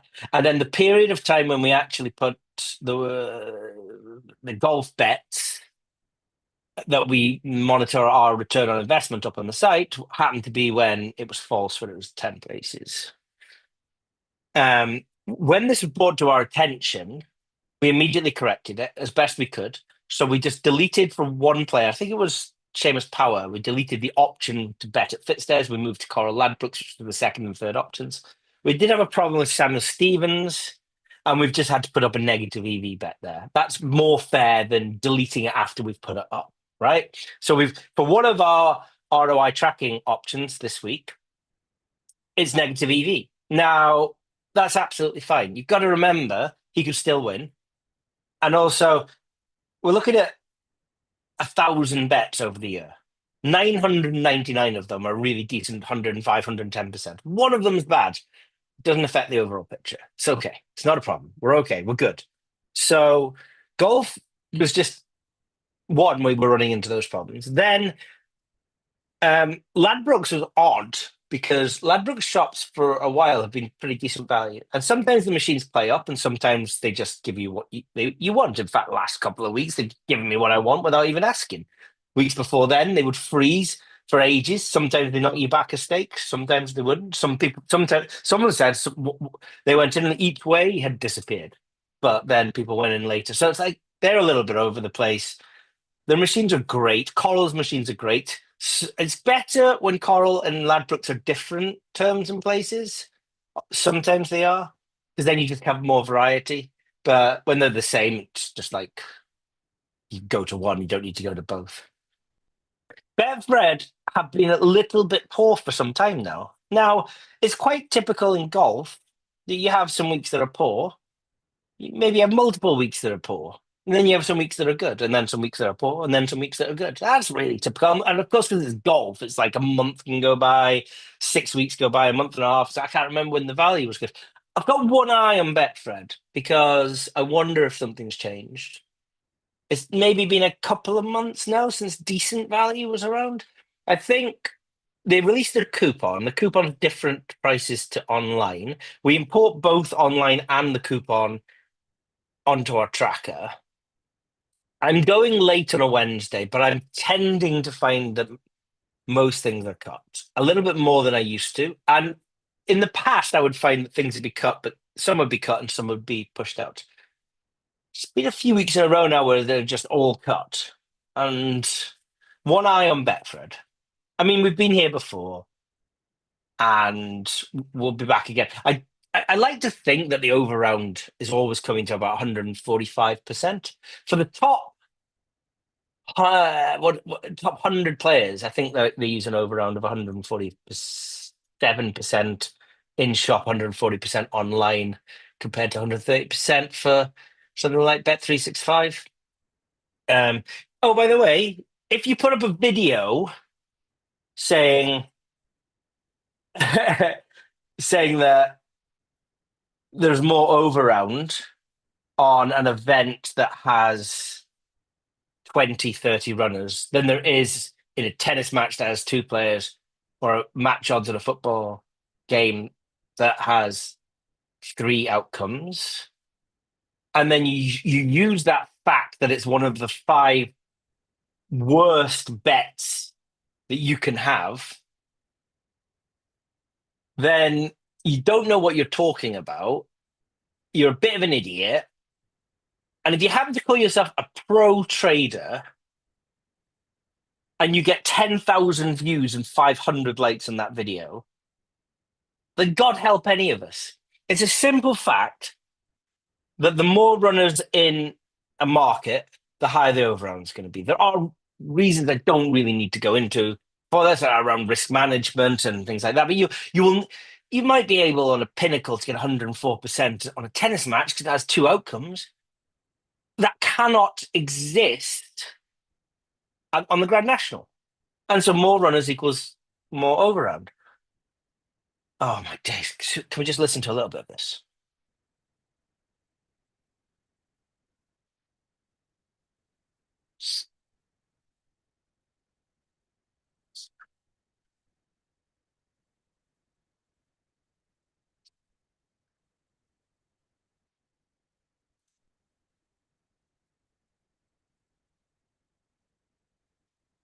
Mathematically, they're one of the worst betting markets you can touch. I didn't realize it restarted every time I pressed play and pause, but you have that. Oh, cannot hear, says Vivi. Ah, what a shame. All right, well. There we go. Try that one again. Can you hear that?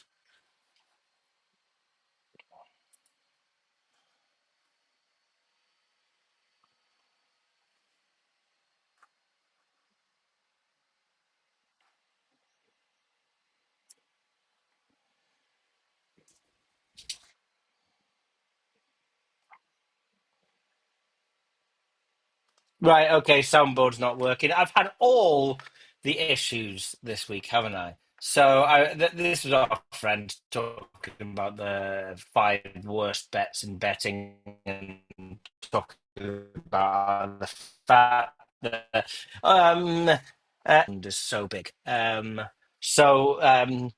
that's not how it works. And then they went on, I'm going to do this in a future week's video. They went on to say that you can't bet on Liverpool to win and Salah to score, and there'll be over 2.5 because it's impossible to know what the fair odds are of that. Impossible, as in conditional probability doesn't exist. So we'll save that one for a future week. I'm going to be a little bit gutted, by the way. I'm going to say if I can't play any jingles between now and the end of the BashCast, because I do have a couple more that I wanted to play. I'll just talk about Betfred. Listen, it's not time to be mega concerned about it. Set audio for settings on. I have settings on, so it's not too. But it's one eye on. There needs to be some value at some point. I think we got DP World Tour coming up with two events in Australia, one in South Africa. So it's not like there's not decent golf coming up between now and the end of the year. On the exchanges, had what's his name, Shenki last week at 110. I think it hasn't been a great year for the exchanges. I think it's a roundabout break even. So many second places though. And then my friend has a Bet365 account that just seems like quite a lot of. I'm enjoying helping them with the doubles because you have a 6 and 8, a 10 and a 12 market to pick from. And it's almost like having four different bookmakers. And you can have, one tournament, 6, 8, 10, and then another tournament, 6, 6, 8, 10, 12. So you mix up your places in both of them. And, as always, having a Bet365 account is always going to be the best thing that you can do in terms of betting. So Ladbrokes continue to be just fine. Oh, one thing with Ladbrokes shops, plenty of value on the Tuesday, no value on the Wednesday. Where did it all go? That was one thing that was unusual. Like, went there was literally no one over 100%. I actually went to the shop and then left without betting on anyone, which kind of annoyed me. I've rarely seen that as well. So it was a weird week. Okay, Betfred, keep an eye on it. Ladbrokes Tuesday was okay. Wednesday was nothing. Exchanges are always fine, so they're not a problem. Bet365 is, yeah, just find someone that's got a Bet365. That would be my advice. Now I want to play a jingle. Oh, so hold on. Let me just see what's Loopback doing. Loopback. Everyone, anything muted here? No. So I'm going to play this jingle. Vivi, you tell me. Can you hear this? I'm actually talking over it as well. There you go. That was the jingle that is the end of a segment, and she says we cannot hear. No, no. So that's the end of the soundboard for this week. Brilliant. I have to work on that for next week. Just audio. I think I know why. Let's do this. Audio. Select a microphone. Bash audio. There you go. Now you can hear this, can't you? Gambling. Chat. Gambling. Chat. Gambling. I know. I know you can hear nothing. You're about to hear something. I know what the problem is. I did say I was really confident that there were going to be no technical errors in the second half of this video, and it has been beset by technical errors. But she says it's low as well. What's your problem about it being low? I can turn that up if you want. If you're interested, here is our man talking about margins. 5 worst bets in sports betting. Mathematically, they're truly awful. Kicking off with the 5th on my list, anti-post or outright bets. The Premier League winner, Champions League, or a runner at Cheltenham Festival next year. Often the prices are big. This is exactly why the sports betting industry loves them. But mathematically, they're one of the worst betting markets you can touch. Look at this top goal scorer market for the Premier League on Betfair. It will conclude 6 months from now, and at first glance, the prices look attractive. However, if I take these prices, convert them to their respective chance, and add the percentages together, there's a 41.11% margin on this betting market. Now, if I compare that to the odds of a weekend Premier League game and do the same maths, there's only 11.62% margin, nearly 4 times less. But it gets worse, far worse. If we look at the anti-post bets on Betfair, we can see some of the prices for Cheltenham Festival next year. I'll do a full thing about that. My other favorite part of that was that, I think it's the worst bets number 3. Requester bets are bad because there's no market you can compare them against. What that means is that they have to be bad bets because there's no exchange market to compare them against. Unless you price them up yourself.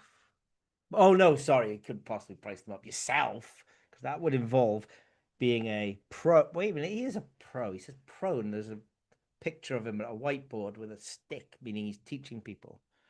Oh dear me, hold on, I've got to put this on airplane mode. I don't know, it's too easy to make fun of. And then the last one was brilliant. I'm ruining it now. It's like the worst bets in the betting industry are free bets because the stake's not returned. Oh God, yeah.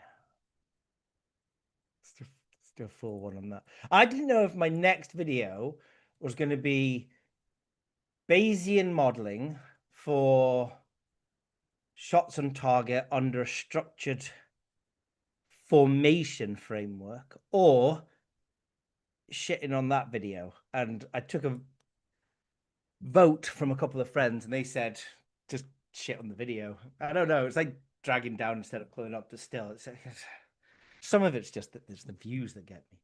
Let's move on. Right, next segment. Gambling. Chat. Gambling. Chat. Gambling. Chat. Gambling. Chat. Gambling. Chat.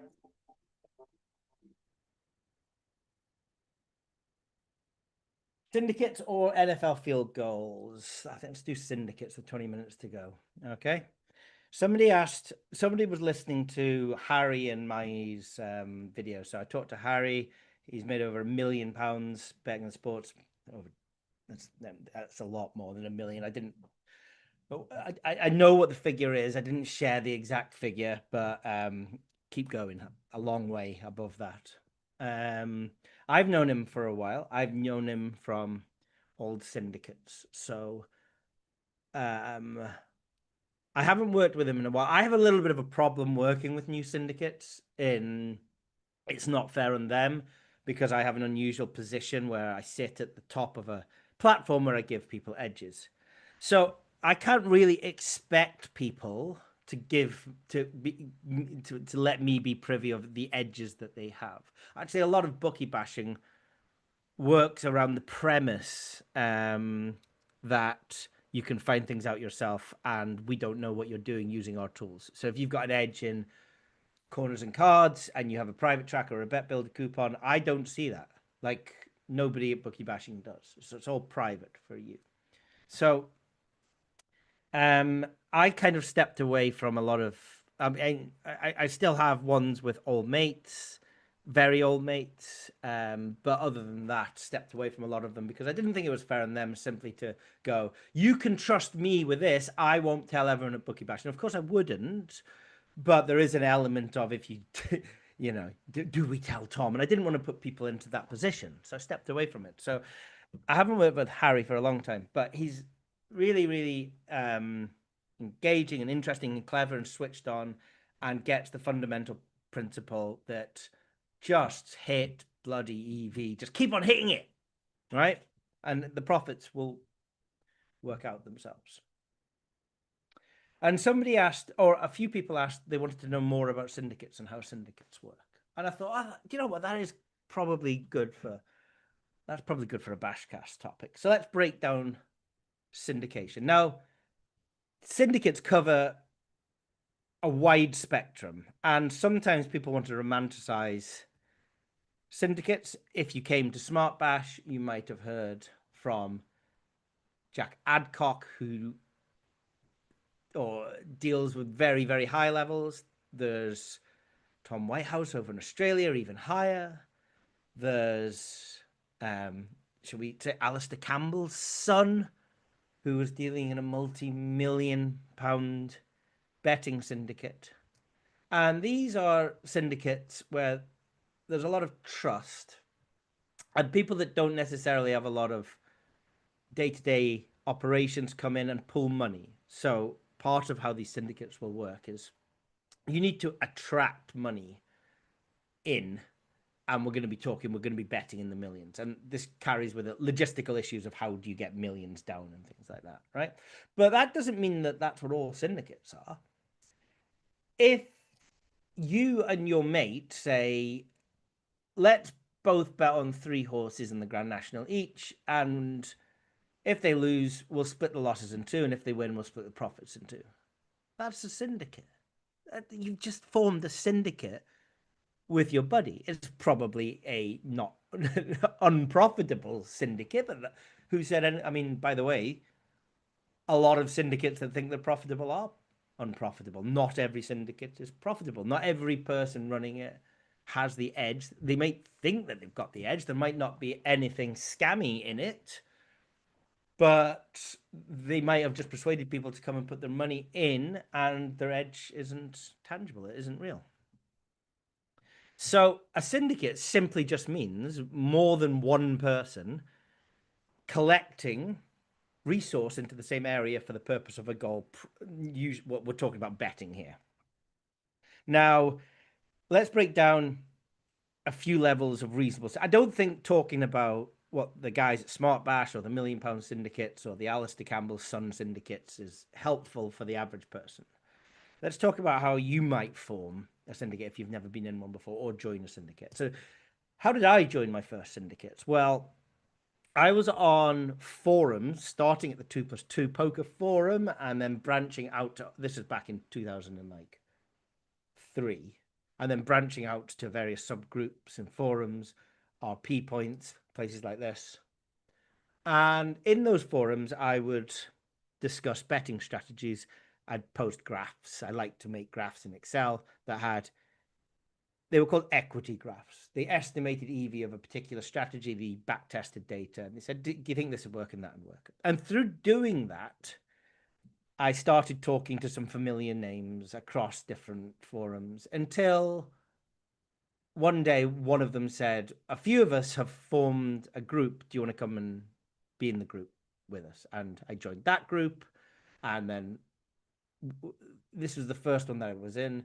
And that wasn't even a financial syndicate. This was like 25 people that just wanted to have a closed conversation about betting and, share things. And everyone had to share something or you were out. Because if you just lurked, then you didn't provide any value to it. And within this larger group, some small syndicates started to form. Harry was in there as well. And they would say, right, let's all put, for example, four of us, £2,500 each into a pot. And we'll go out and we'll start placing some of these bets that we're talking about all of the time. And if we lose, we'll split the losses. And if we win, we'll split the profits. Now, there's various ways of splitting. But we'll come to the various ways of splitting. So that's how that started. Now, how could you do that today? Well, the forums don't exist, but you've got your Discords and your WhatsApps. And I'm not going to lie, I'm an old school forum poster, and I actually don't know how people. I mean, I know the scale of what happens today is so different to what happened in my day. Whereas you might have a couple dozen people on a forum. You've got 1,000 people in a Discord forum. I've no idea how you go from 1,000 to subsets that could share information, because you can't have 1,000 because everybody in the syndicate has to give a little bit and take a little bit out. Now, does it have to be equal? Some syndicates say yes. Others say no. Here's an example of no. I formed one with some university buddies, including Duncan, right? And we'd all place bets, and some would place more than others. And then one guy would have a baby, or his wife would have a baby. So for like 6 months, he wouldn't do anything. He didn't get to the shops. He didn't have any online bets.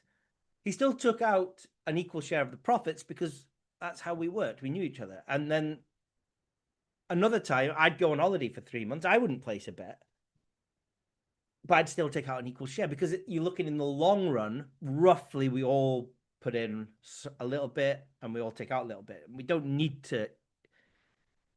We don't need it to be equal. There'll always be someone that puts in a little bit more. But when you're married, do you share 50% of the tasks equally? You don't. It's not possible. Someone might do 49% of the physical tasks, another one 51%. It might be 35% and 65%. But then the person doing 35% might be carrying some of the emotional support for the family. And nothing's ever split 50-50 in a family. And actually, if you're looking at a syndicate like that, nothing's ever split equally. And you have to be able to see the bigger picture or change the way that you distribute profits. So one way is for every pound that you put down, you get that ratio back as profits or losses. So we've all put down £100 cumulatively. The sum of all of the stakes is £100. You put down 30 quid, you get 30% of the profits, or you're accountable for 30% of the losses, right? That's a different way of doing it that makes sure that for every stake that you place, you get some out. Or EV. In fact, I know some groups that work very well by splitting by EV, because sometimes you can be putting down very large stakes for very little EV and sometimes very small stakes for very large EV. And really, EV is the be all and end all. You place money. If you're betting at 100.1%, for every £100 you put down, you're making 10 pence in EV, right? If you're betting at 200% EV, then you could stick down a fiver and you've made significantly more EV than the guy that put down 100 quid. So another way of doing it is splitting it by EV. Then so that was two ways of forming a syndicate. One was posting it and getting to know, posting on random forums, perhaps Discord platforms, and then a small group getting together and saying, let's pool our resources. So put your money in the middle. There might be, by the way, one guy that does a lot of administration.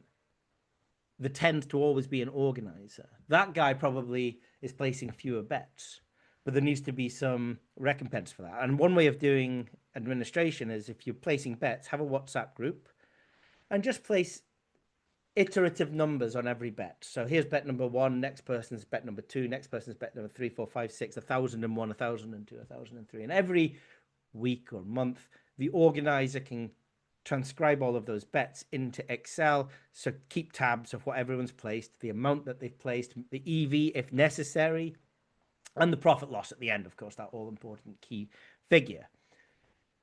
Bookmakers like syndicates. They probably have something in their terms and conditions that say they don't take money off people in syndicates, but you don't go around telling people that you're working in syndicates, especially if they work for bookmakers. Okay, it's just kind of, you keep that between yourself. That's something for you guys in the coffee shop, right? In fact, if 2 of you from the same syndicate are in the bookmaker together, you might be better off actually just not acknowledging each other. You may have seen in one of my golf betting videos that I bumped into somebody that I recognized. You wouldn't probably know it because I walked past the guy without acknowledging him, because that's just the unwritten rule that we have, that if we see each other in a betting shop, we don't acknowledge each other because the bookmaker doesn't need to know that we're in a syndicate together, right? So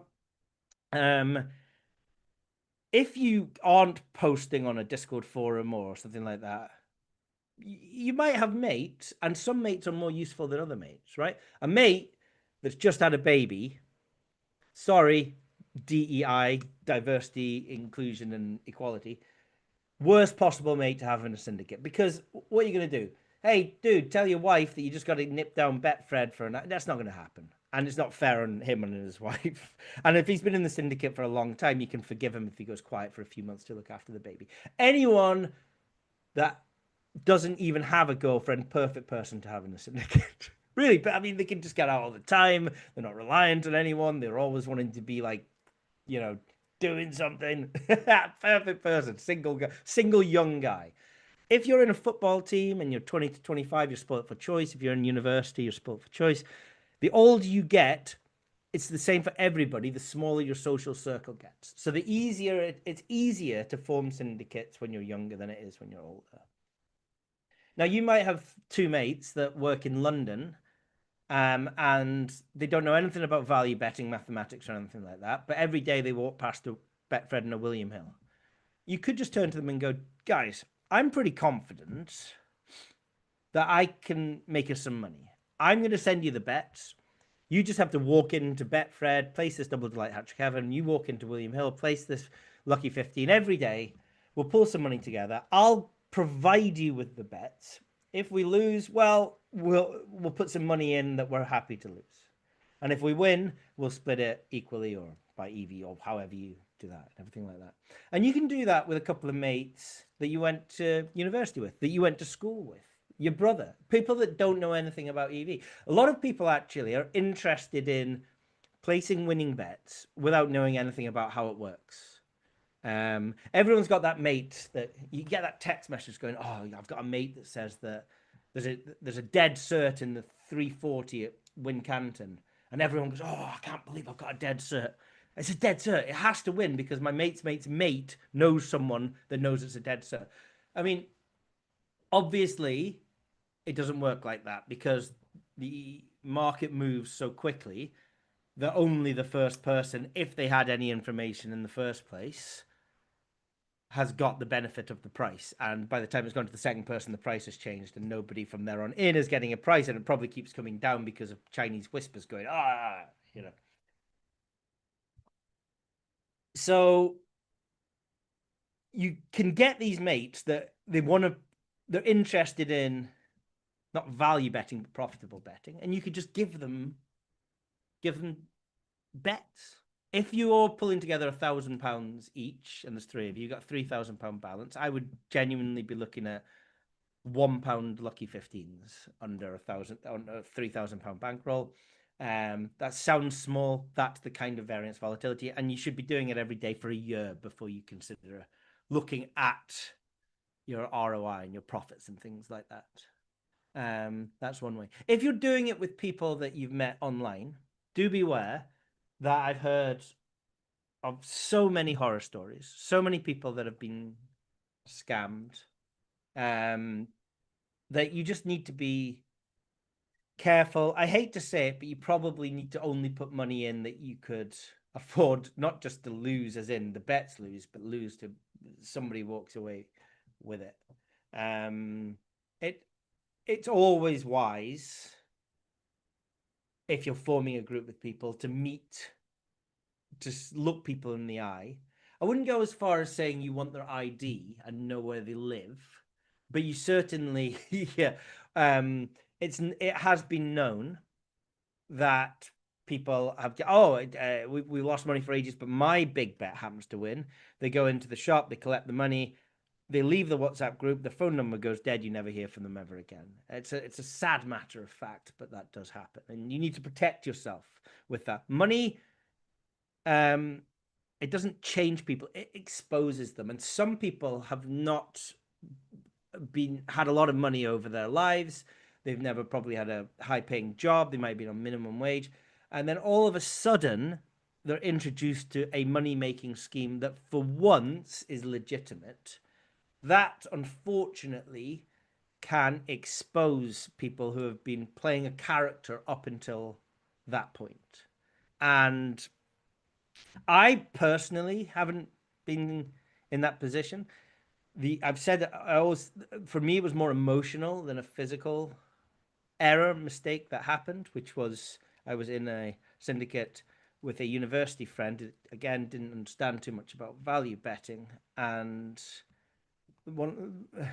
we went on a really big winning run very early, and then he couldn't believe his luck, and so he took the profits and took his girlfriend on a very expensive holiday almost immediately, and the rest of us didn't take any money out. And then we went on a losing run, and he was like, oh my God, now this is costing me money, this losing run.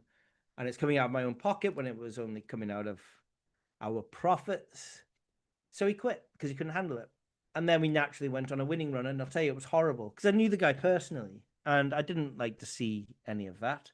I'm fortunate enough that I haven't been scammed. There has been a couple of times where we have done a settlement, or we have balanced the books, and the amount of money that exists in the world, like we think we've got £30,000 in cash, and then we add it up and we've got £28,000 in cash. That can be annoying. Sometimes when you have like 1,000 bets over 9 months, a bet can be lost, or a zero could be added at the end when by mistake in administration and things like that.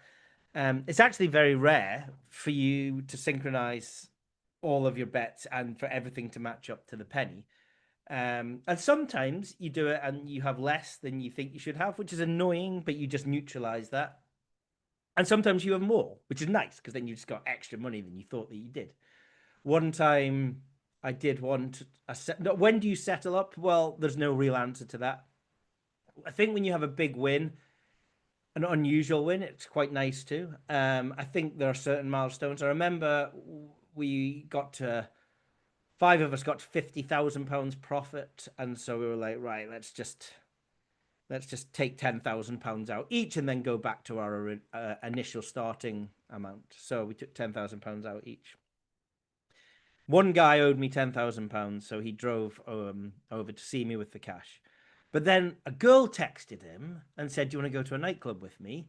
And he randomly went, okay. He went to the nightclub with my £10,000 in cash and put the money in the cloakroom. And I was like, mate, this is a different level of risk management than I was prepared for. And I think in the middle, I had a small baby at the time. So in the middle of the night, I got into the car and I went to the club, and I was like, can I come in? I actually just want to come in, find my mate, get his cloakroom ticket, go to the cloakroom, and then I'm going to leave with a large brown bag. Nothing suspicious going on here, bouncers. Don't worry about it. So, yeah, some tips on how to do a syndicate. It doesn't need to be that complicated, okay?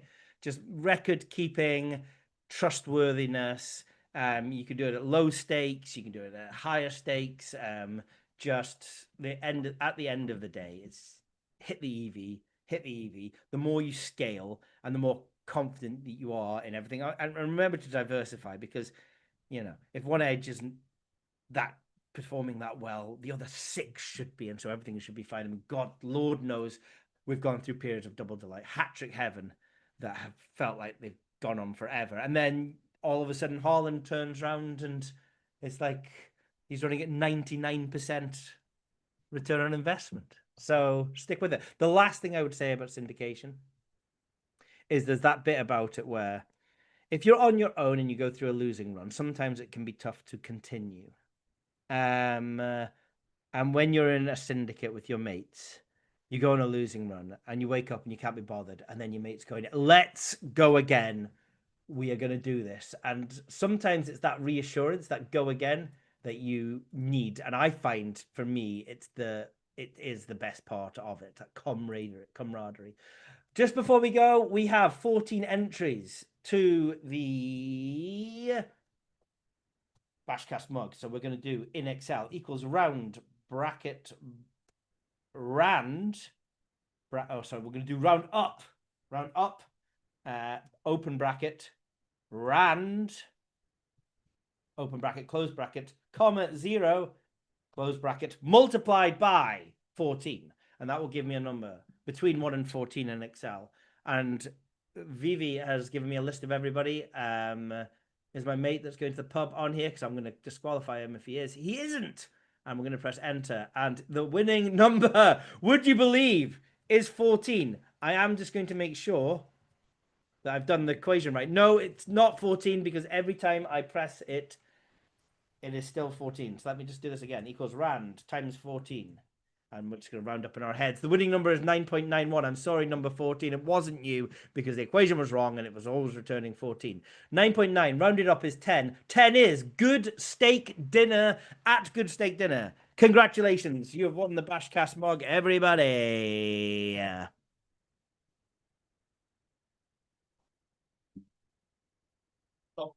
If you can email in to support@bookiebashing.net, your name, your address, we will get this off into the post. Hey, come on, please take a photograph of it and tag us at Twitter. I don't know what our Twitter account is. I know I'm Tom Brownlee. Tag Bookie Bashnet, possibly. Figure it out.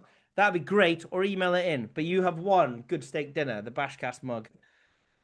This week, thank you for joining me on the BashCast. Thank you to Nick Rust for joining us as well. We will be back in 2 weeks, which will be December there, blurdy blurred, probably with some darts in that episode. What is the 2 weeks from today date, please? Alexa, what date is it 2 weeks today? I'm not quite sure how to help. Thanks. Amazing. Just amazing. The 4th of December. So there you go. So yeah, you can join us then. And this is Tom signing out.